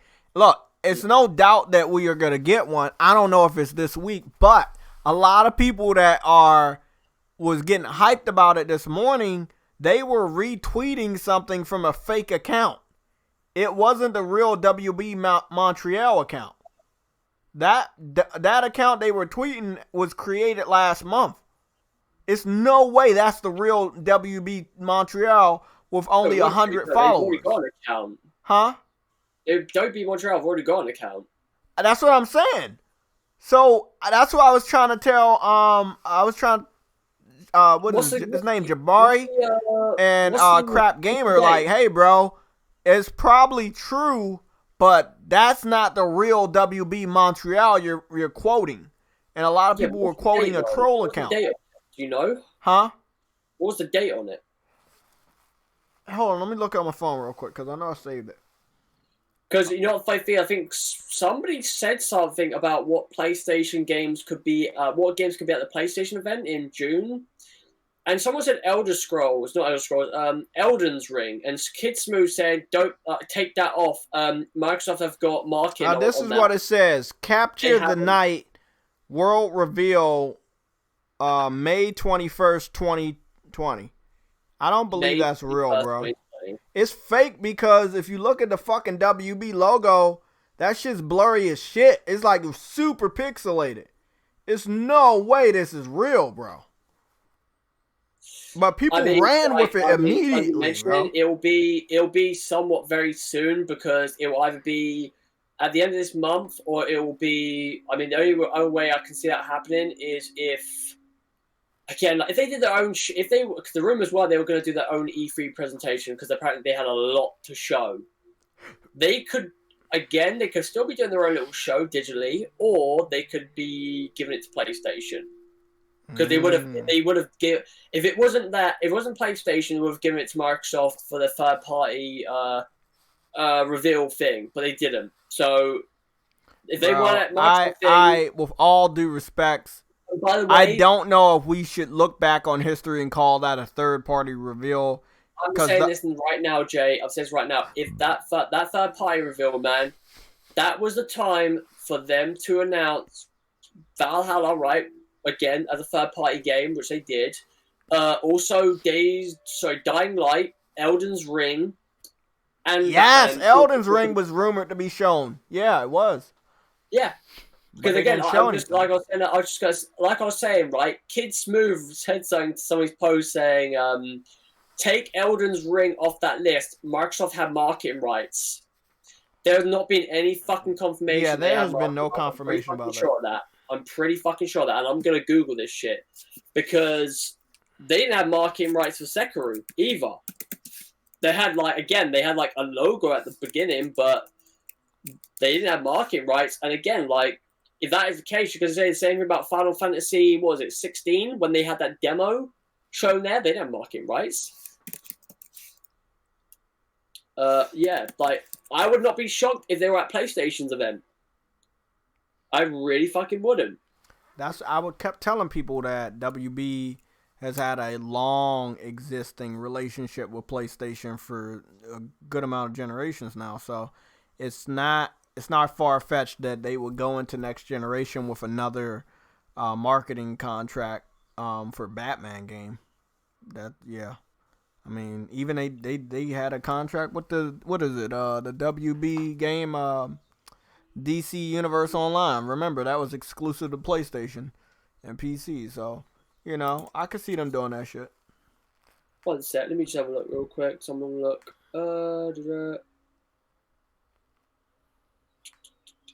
Yeah, I just looked at it. There you go. There is nothing, again, there is no marketing rights tied to fucking Elden's Ring at all. No fucking marketing rights. I just looked. Nothing.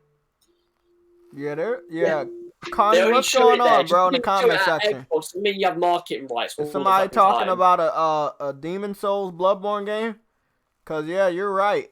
Every single Souls game is on PlayStation.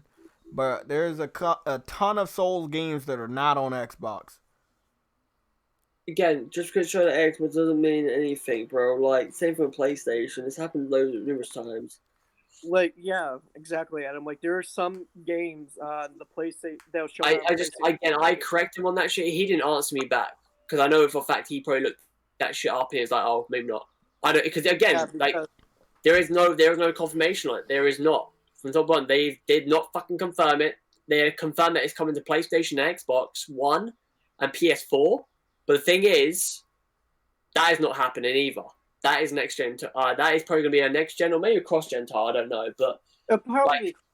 I will be having a massive grin on my face if they're at fucking PlayStation. I feel like they probably will be. They probably will be. I wouldn't be surprised.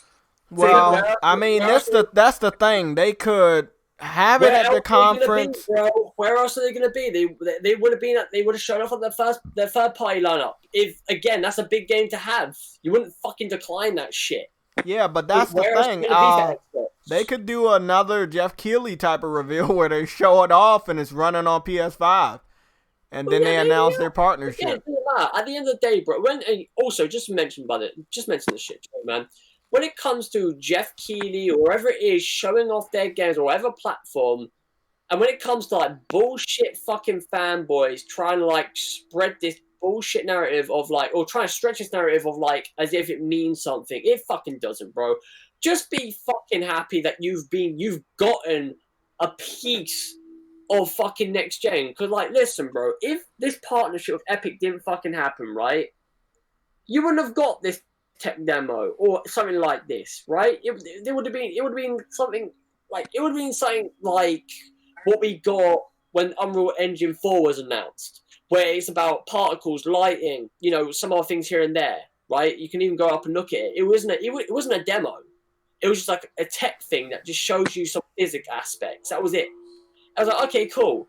Whereas with this, it's an actual fucking playable demo that was going to be played at GDC with the controller as well. Because of Corona, that didn't happen. Didn't. And everyone, somehow, this is what baffles me within Twitter and gaming, again, gamers in general, it baffles me that people still find a way to bitch about something good like that.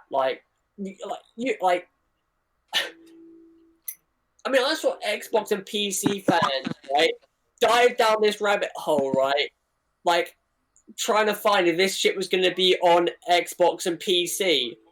It's a fucking game engine. Of course it's going to be on your system, you dumbasses. Like, why are you even researching that? Like, it's Unreal Engine.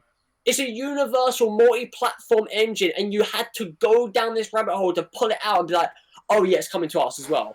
What the fuck is wrong with you, man? Jesus Christ. Does it own the fucking engine? Are they dumb?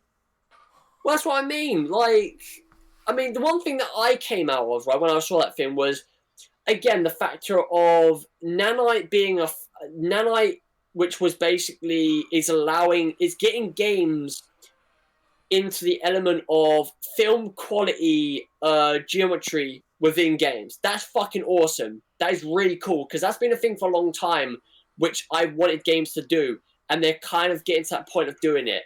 The aspect of assets and, making workloads less daunting, and again, their engine will somewhat help with crunch factors because of that. And then also, again, the aspects of Lumen with the global illumination aspects and like that being a new element of ray tracing. And again, people are like, that's not ray tracing. There's only hardware ray tracing, acceleration ray tracing. No, there can be other factors of ray tracing as well. They look as good as what hardware acceleration ray tracing is, but the way they're doing it in Unreal benefits the game on optimization, right? So again, frames and pixels, not diminishing that aspect, which is fucking amazing. But no one wants to talk about that because they're too busy bitching about PlayStation like not being a better version and why it was shown on PlayStation and the whole SSD debacle. It's like, Jesus Christ, man. Like, I mean, it's funny because the week before people bitching about there not being gameplay at Xbox's thing, right? And not showing a truly next-gen thing. They show a tech demo, like running Unreal Engine 5 tech demo that is playable. And people at first were like, oh my god, it looks so amazing, I'm loving it, it looks awesome, right? And again, everyone's getting all these little snippets and little bits of information, they're liking it. And then the next day, everyone somehow bitches about it. How? I know it's the internet, but how? Like, and then Ghost is another thing. I knew downgrade was going to be a thing in the game and whatever it may be. But again, initially, everyone's like, oh my god, this game looks really good. I can't wait. You know, I can't wait to Giant Diamonds as well, blah, blah. Everyone's like, it's, you know, it's a great combination of Assassin's Creed, Witcher 3, Akira, what's it called? Kurosawa, like, films, and Breath of the Wild sort of level design. Great things coming out of that announcement, but then you get the people saying, oh, but it's downgraded, look at the 2015 image and this image, and it's like, well, you clearly have photoshopped that image, and then the bottom image, you clearly have taken that from IGN. We've done nothing to that fucking image. Don't be a retard, don't be an idiot, and just don't make up these false bullshit narratives. Enjoy the games that are coming out. But then again, that's kind of rhetorical because again, Xbox don't have any fucking games coming out, so they have to do this shit, and that's factual sense. They have no games coming out. They don't have a game that looks like that. That's why.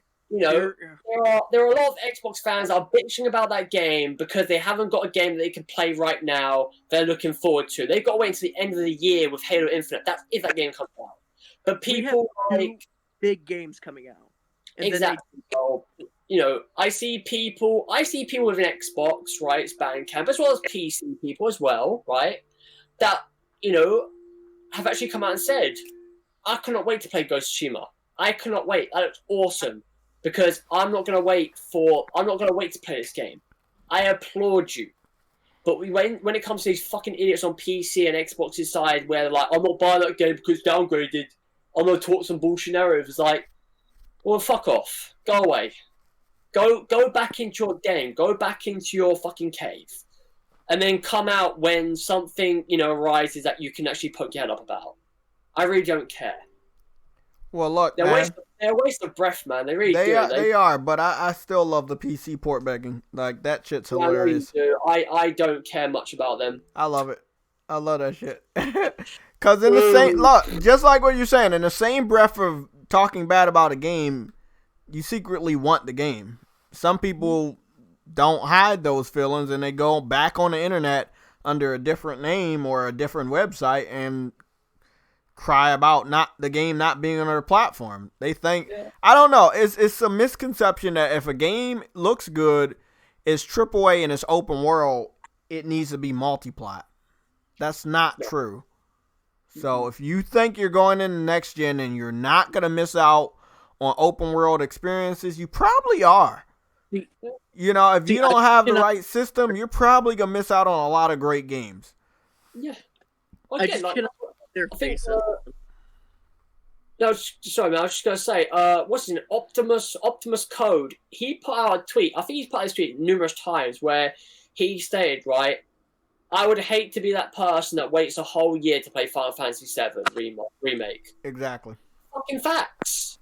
Like, again, like, that is absolutely facts. And this is this tweet was pointed at people that are bitching about it not coming to their platform day and day.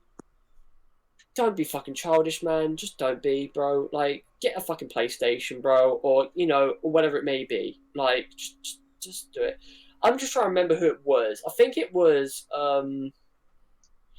again, I know you guys don't like the guy, and again, he's a bit of like a touchy character within some communities, but that guy Paris, he responded to some person in the replies via video, and it was, again, this guy, it was a PlayStation dude, and again, like, trying to make other people on our platforms feel shitty to make himself feel good. And he put out a video stating, like, how, you know, no one gives a fuck.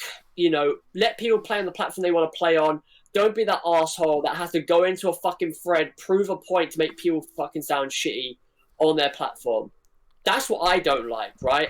Listen, I will give Xbox shit or PC people shit, but I will not go to the extent where I will be like fucking 5 to 6 or 7 threads, like comments into this thread trying to make people feel shit about what they have.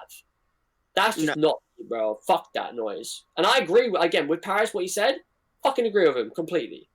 That shit needs to be stomped out, right? Including that UCMC COG fucking idiot that posted up that downgrade shit. That shit needs to get stomped out as well. Right? Because not on your platform, you have to put some downgrade fucking narrative bullcrap. You know, what if we just... I'm just saying, what if we did the same exact thing to them? Like the Grounded game, the Honey I Shrunk the idiot kids. What if every game that's bad, we say, hey, well, look at this downgrade. Look at this downgrade, you know? Like, just keep saying your game is downgraded and see how they fucking feel. Yeah, that's true. Yeah. It's going to be the same thing with Puddlegate. Like, we're going to play the game, and we're going to be... There's no downgrade. It'll be showing up images and photos. That's what I'm saying. You know, that's the funniest thing. Adam, do you remember the downgrade for Spider-Man? It wasn't just the puddles, but it was the fact that the first trailer a lot of people saw was from IGN. IGN purposely uploaded a video in 1080p, but when they started to talk about the photo mode, PlayStation uploaded the video, and that video was 4K, and you had noticed that there was a lot of detail that you could see in the 4K video opposed to the 1080p video. Just that, though, Jay. It wasn't just that, because I remember who actually started that. Was that actually Kofi? Or yes, that was Kofi. No. So when that happened, right, I remember that shit, because that made me laugh, because I was like, okay, it's no downgrade, fucking conspiracy bullshit, right? And I remember James Stevenson, I think it was, that is a part of Insomniac, came out and said it's not downgraded, it's just, and then he explained the reason why the puddles have moved within that segment, because they focus on I think it was E3, I think it was E3 2017, I think it was, when they showed off that gameplay, right? The reason why the puddles moved, right, was because at that point in time, the build of the game was completely different to the final build. In this case, as everyone knows, that game did not have a dynamic weather system. The weather was based off of where you were in the story, right? It wasn't dynamic. It was based off of where you were. So throughout the whole story, it will be wherever you are, right? It'll be night at that point, right? Whatever mission you're doing. Then it'll be day. Maybe it'll be raining at this point. Maybe it'll be sunny.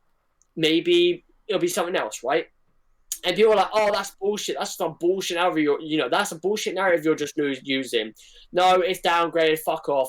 And then, like you said, they brought out that photo mode trailer and completely shot people to the extent where, bro, that shit was funny because we were like talking then. I remember saying that like the people that were claiming it was downgraded, I said it multiple times, I'm like, wait until we get the hands on our game and the photo mode pictures come out.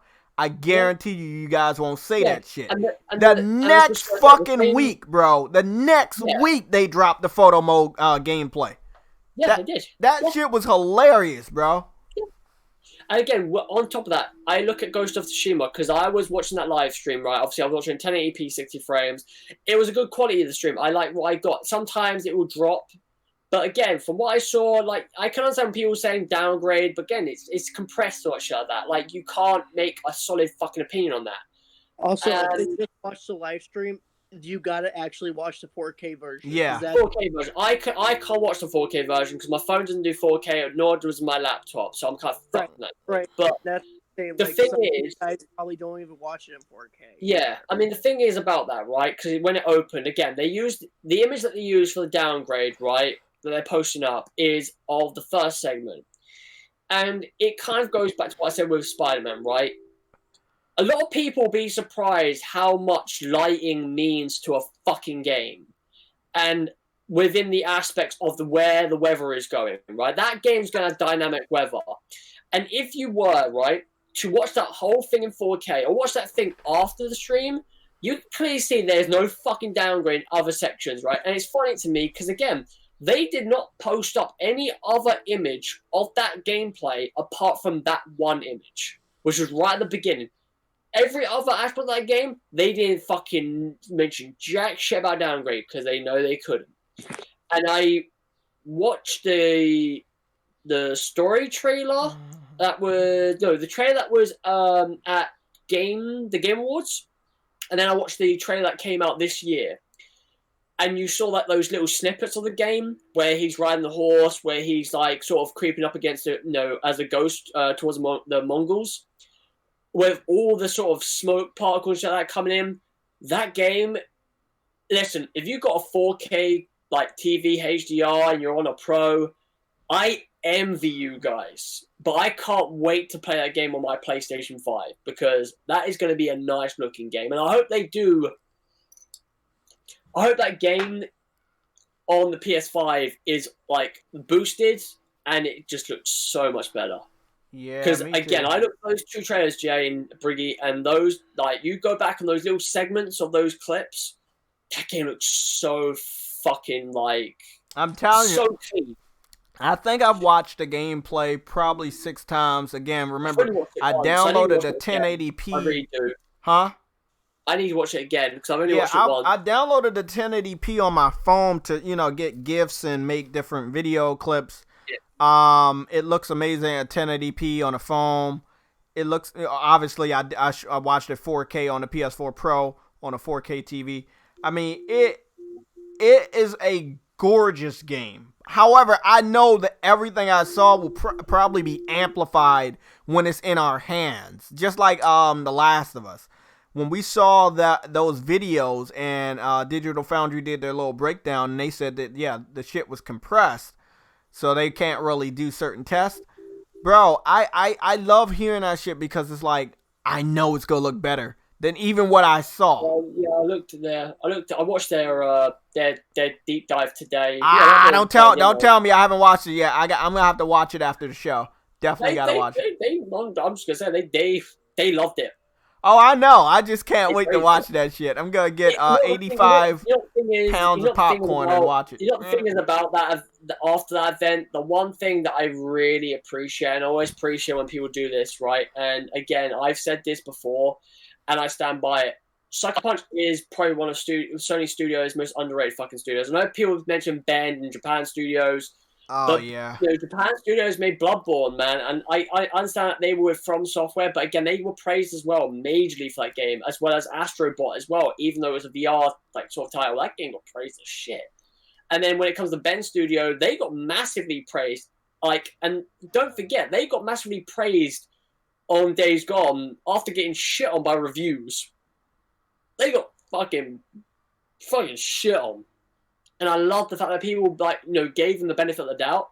But with Sucker Punch, they've only made Infamous Second Son and this game this generation. And a lot of people that loved Infamous 1 and 2, right, came into this generation like, damn it, I can't wait to play their games. And yeah, for me, after that gameplay ended, there are a lot of people, including Digital Foundry, that said they are definitely one of those studios that I appreciate a lot. And seeing them 60 step motherfucking up right now days. is perfect. 60 days, Adam, until Ghost of Tsushima. They stepped up. I'm telling you right now, they are stepping up to the table. I like what I'm seeing. I hope. I said it yesterday, I think, and I said it to a few of my friends, right? I think my friend kind of quoted it the best. If they can nail the exploration of a Breath of the Wild game with the sort of the accolades of a Akira Kurosawa film, right? And then again have that sort of solid aspect of gameplay where it's satisfying, like I know what God of War did. That game will get 10s and 9s across the board. And see, Adam, with Ghost of Tsushima, I do think this will be their Horizon Zero Dawn, what it did for Guerrilla. It'll push it more on the map and more on the radar. Like, everybody should watch out for Exactly. the You game. know what's I what's hope it- so okay. disrespectful?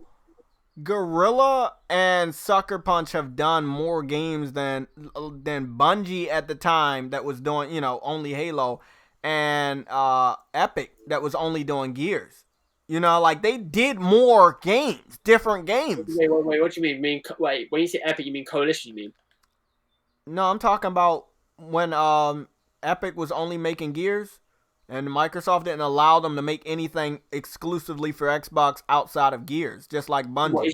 So we're talking like 360 era, right? Yeah, we're talking about 360. Yeah, You cool. went from Sly Cooper to fucking Infamous. And as far as this generation, you went from fucking only making Killzone games to doing Horizon Zero Dawn. They have proven, both of them, and I don't know why they're underrated, that they can do more than what you think they can do. Yeah. And when Bungie left out of the shadow of Xbox, they showed that they could do that as well. Beginning of this generation, man, like the one studio that was fucking doing good was Naughty Dog, right? A lot of people had Naughty Dog in their fucking peripherals, right? Guerrilla, Bend, Japan, those sort of studios were talked about, but not to that sort of degree. Now obviously you fast forward to 2020, been the case. You have Santa Monica that have, they brought out God of War, put a staple in their name, right? And again, they proved something within the industry where people are now got them in their peripherals, right? You've got Horizon Zero Dawn with Horizon Zero Dawn, but also in the sense where with the Dishonored engine, again, putting them in everyone's peripherals. Then you have Bend, a company that didn't make a console game since fucking PS1 with Siphon Filter, and obviously they made, the Golden Abyss game on VR, but again, like I'm saying console. And then, with Days Gone, put that in people's peripherals. And now it comes to Sucker Punch. Like, they've been known, but, like, to the extent where, like, people would give a fuck about them? Nah. Like, but now? Yeah. People are looking at that game like, alright, okay, I'm looking forward to this fucking game. And I forgot about fucking Insomniac. Insomniac make Ratchet & Clank games, right? Yeah.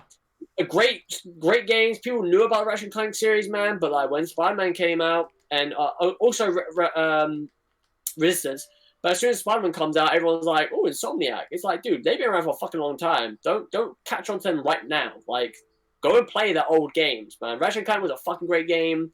Resistance was a great fucking game. The trilogy of them, shall I say. And fucking, what was it called? Sunset Overdrive. Great game. Yeah, I mean, that's what you have to have in your arsenal. Studios capable of doing something different. Because we are gamers and we do get bored. I can't understand how Microsoft would think Halo, Gears, and Forza is enough to fucking survive a generation. Like, you didn't allow them to do anything different? You didn't allow them to make one new IP per studio. Oh, yeah, let's buy new studios. But you will still suffer the same problem if you don't allow them to make something good. The problem now is you got younger studios that are known for making different indie games, but are they good enough for the consumers that you already own? You own the hearts and souls of people like, D-Batch and K-Mega and Kids Move. They're not going anywhere. But those smaller game developers are not going to produce shit that they give a fuck about. Halo, Gears, and Forza is all they know. But it would be nice if you allow those studios to maybe make something different. And by the time Microsoft understands that's important, it'll be at the end of the generation again. Because they seem to don't catch on to the trends. Man. Yeah, I mean, again, like you listed 3 guys, right? D-Batch, K-Mega, and Kid Smooth, right? Yeah. Nothing against like their ability of gaming, or whatever you want to call it, what the fuck ever. But again, like K-Mega, like the shit that he comes out with is just so fucking stupid. And again, it's so bad. And the same for D-Batch. Same for that guy. Like, Yellow said about the receding hairline. I saw something. God damn it! No, somebody put up a picture of a black dude's hairline, bro, and I fucking laughed at that because it was sense of I don't give a crap. Like the guy, I like I watch the RDX podcast from time to time, man, and like that's one of those dudes where like he's like Marmite to me, bro. It's a hate, like a love hate relationship sort of thing, but like I hate him more, bro. Like I'm not gonna lie, I find it hard to listen to that guy.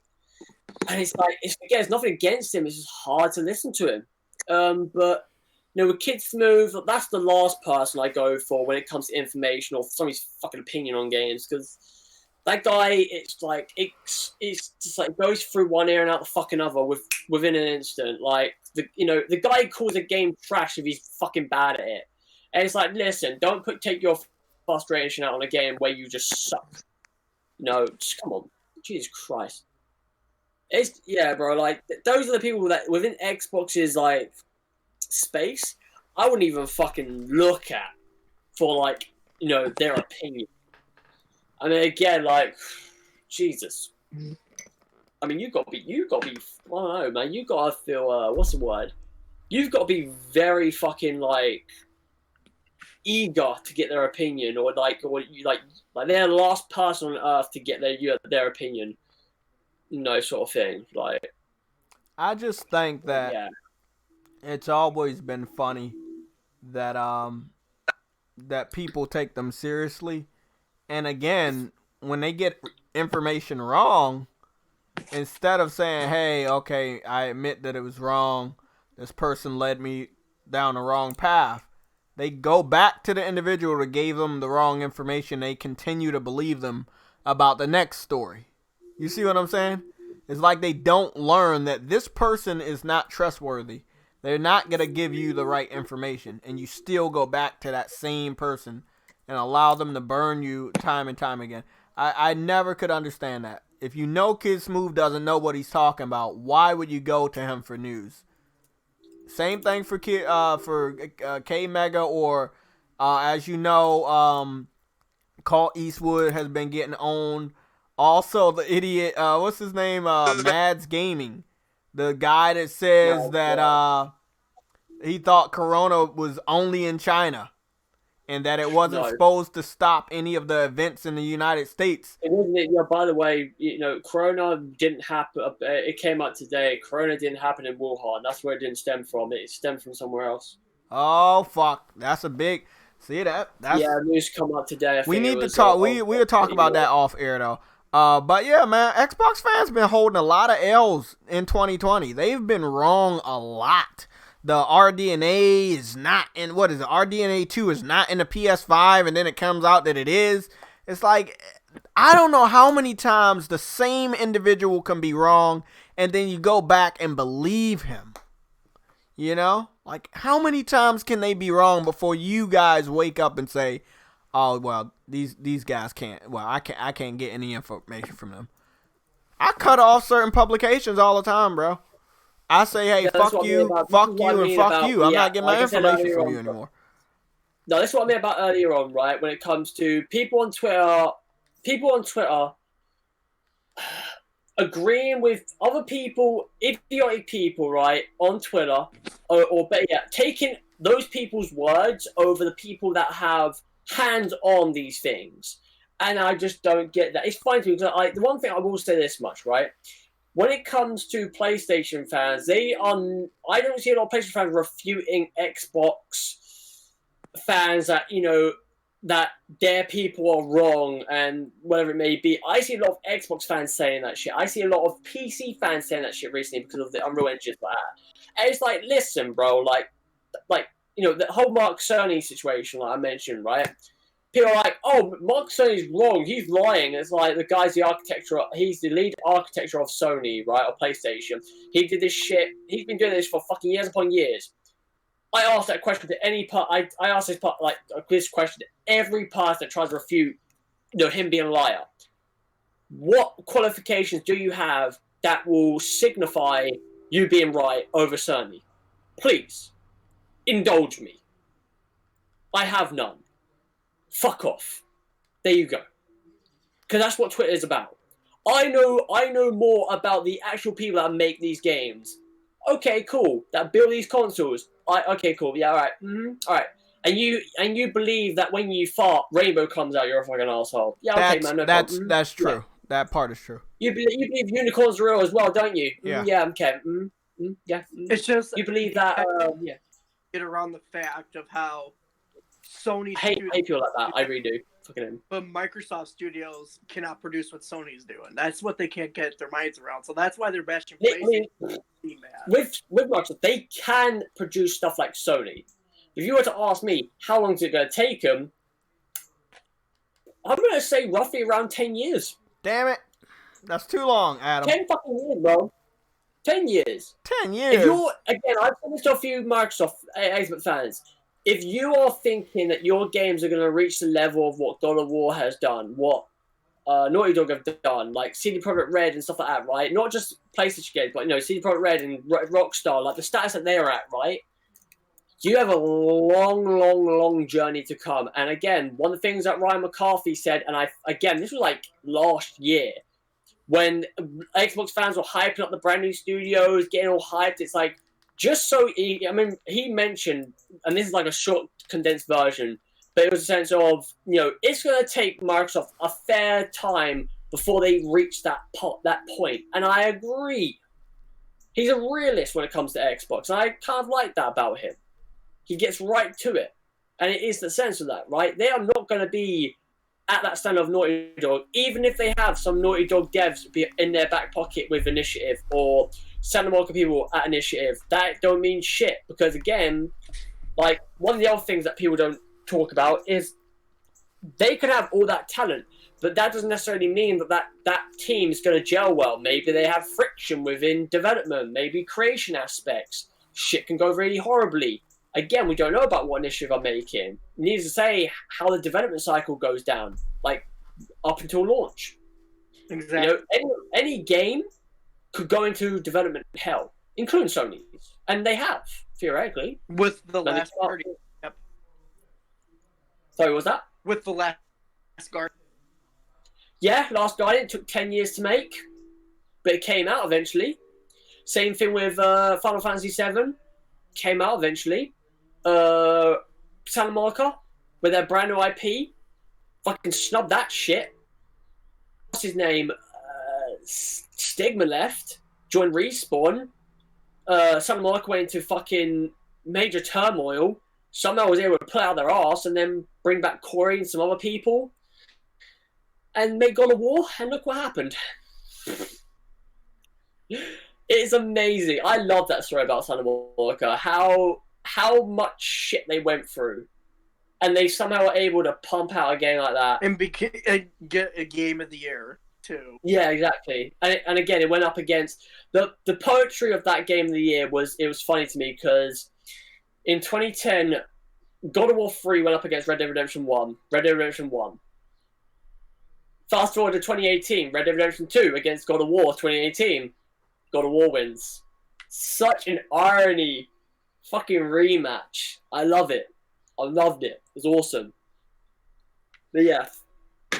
So, yeah, the bottom line of it all, the message today, chat, is that people on Twitter like to talk shit, think they know everything, which they clearly don't, and in the end result, say that the people that make games and the people that are designing these consoles are liars, and that people on Reset Era or Reddit pages or Twitter forums or threads are more educational than them.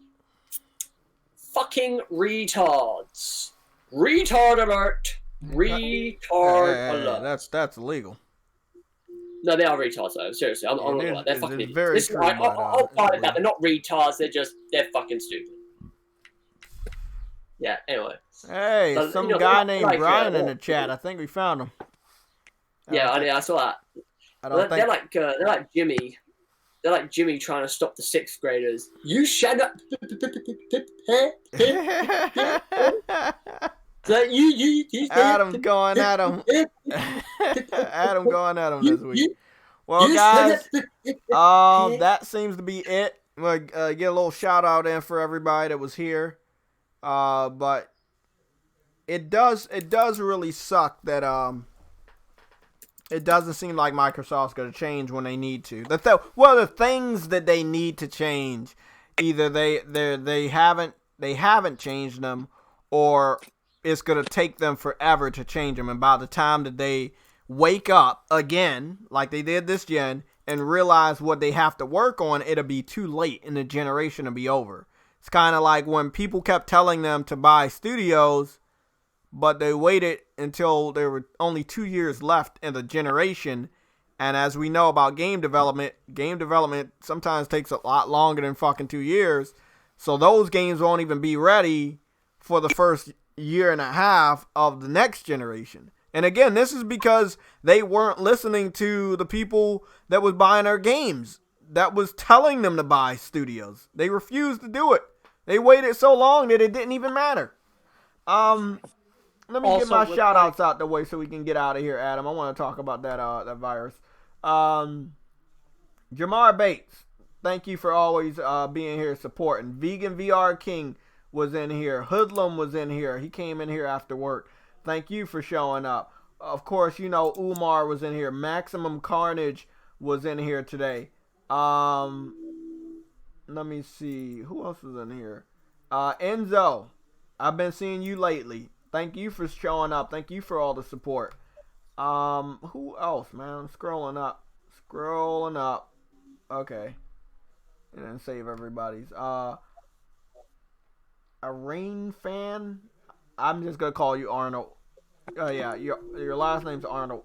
So you were in here supporting for the last couple days of this week too. So I want to thank you. God of PS3 Games. Again, he was supporting a lot. So thank you. Of course, Frostbite was in here in the beginning. Andrew Wilkins also supported us with a couple super chats. Of course, the panel, which we had a large panel. We had Briggs today. Adam. Big Money. Boca Loca was in here. Somatic was in here. Yellow was in here. Eddie was in here. We had a different group of people that normally don't show up at the same fucking time. They all showed up today, so thank you guys. Oh, yeah, where was Snow Bunny today? I know she said something on Twitter about cooking, so like real live cooking. Cool. So she was cooking today. I don't know where Fatal was. He's probably playing Baby Party. But yeah, I want to thank everybody that was supporting the chat. You know, I was reading all of the shit. It's made me smile a couple times. Of course, a big shout out to the panel. We're going to keep our eyes open and ears open for any gaming news. We'll probably be going live a couple times this week to discuss some of that gaming news. I hope you guys are subscribed. If you're subscribed, make sure the notifications is on. It helps you get a notification when we go live, and that makes my job easier so I don't have to keep spamming messages on Twitter and the community section of my YouTube account letting people know that I'm live, because again, YouTube should be doing their part automatically, but now they're telling me that you guys need to click the notification beside the subscribe button. So help me out and help yourself out by clicking the notification button so you can be notified when we go live or when a video is posted on this channel. Thank you guys for the continued support. I will see you guys later. Before I jump up out of here, let me give you a link to the public PlayStation Legion Discord. This is where we share pictures, video links, GIFs, memes, all that shit. I'll be sending a permanent link to the what's the name. Also, you know, I will be posting updates in the community section of my YouTube account to give you any updates on what's going on, especially with a fucking laptop, which seems like it's fucking lost.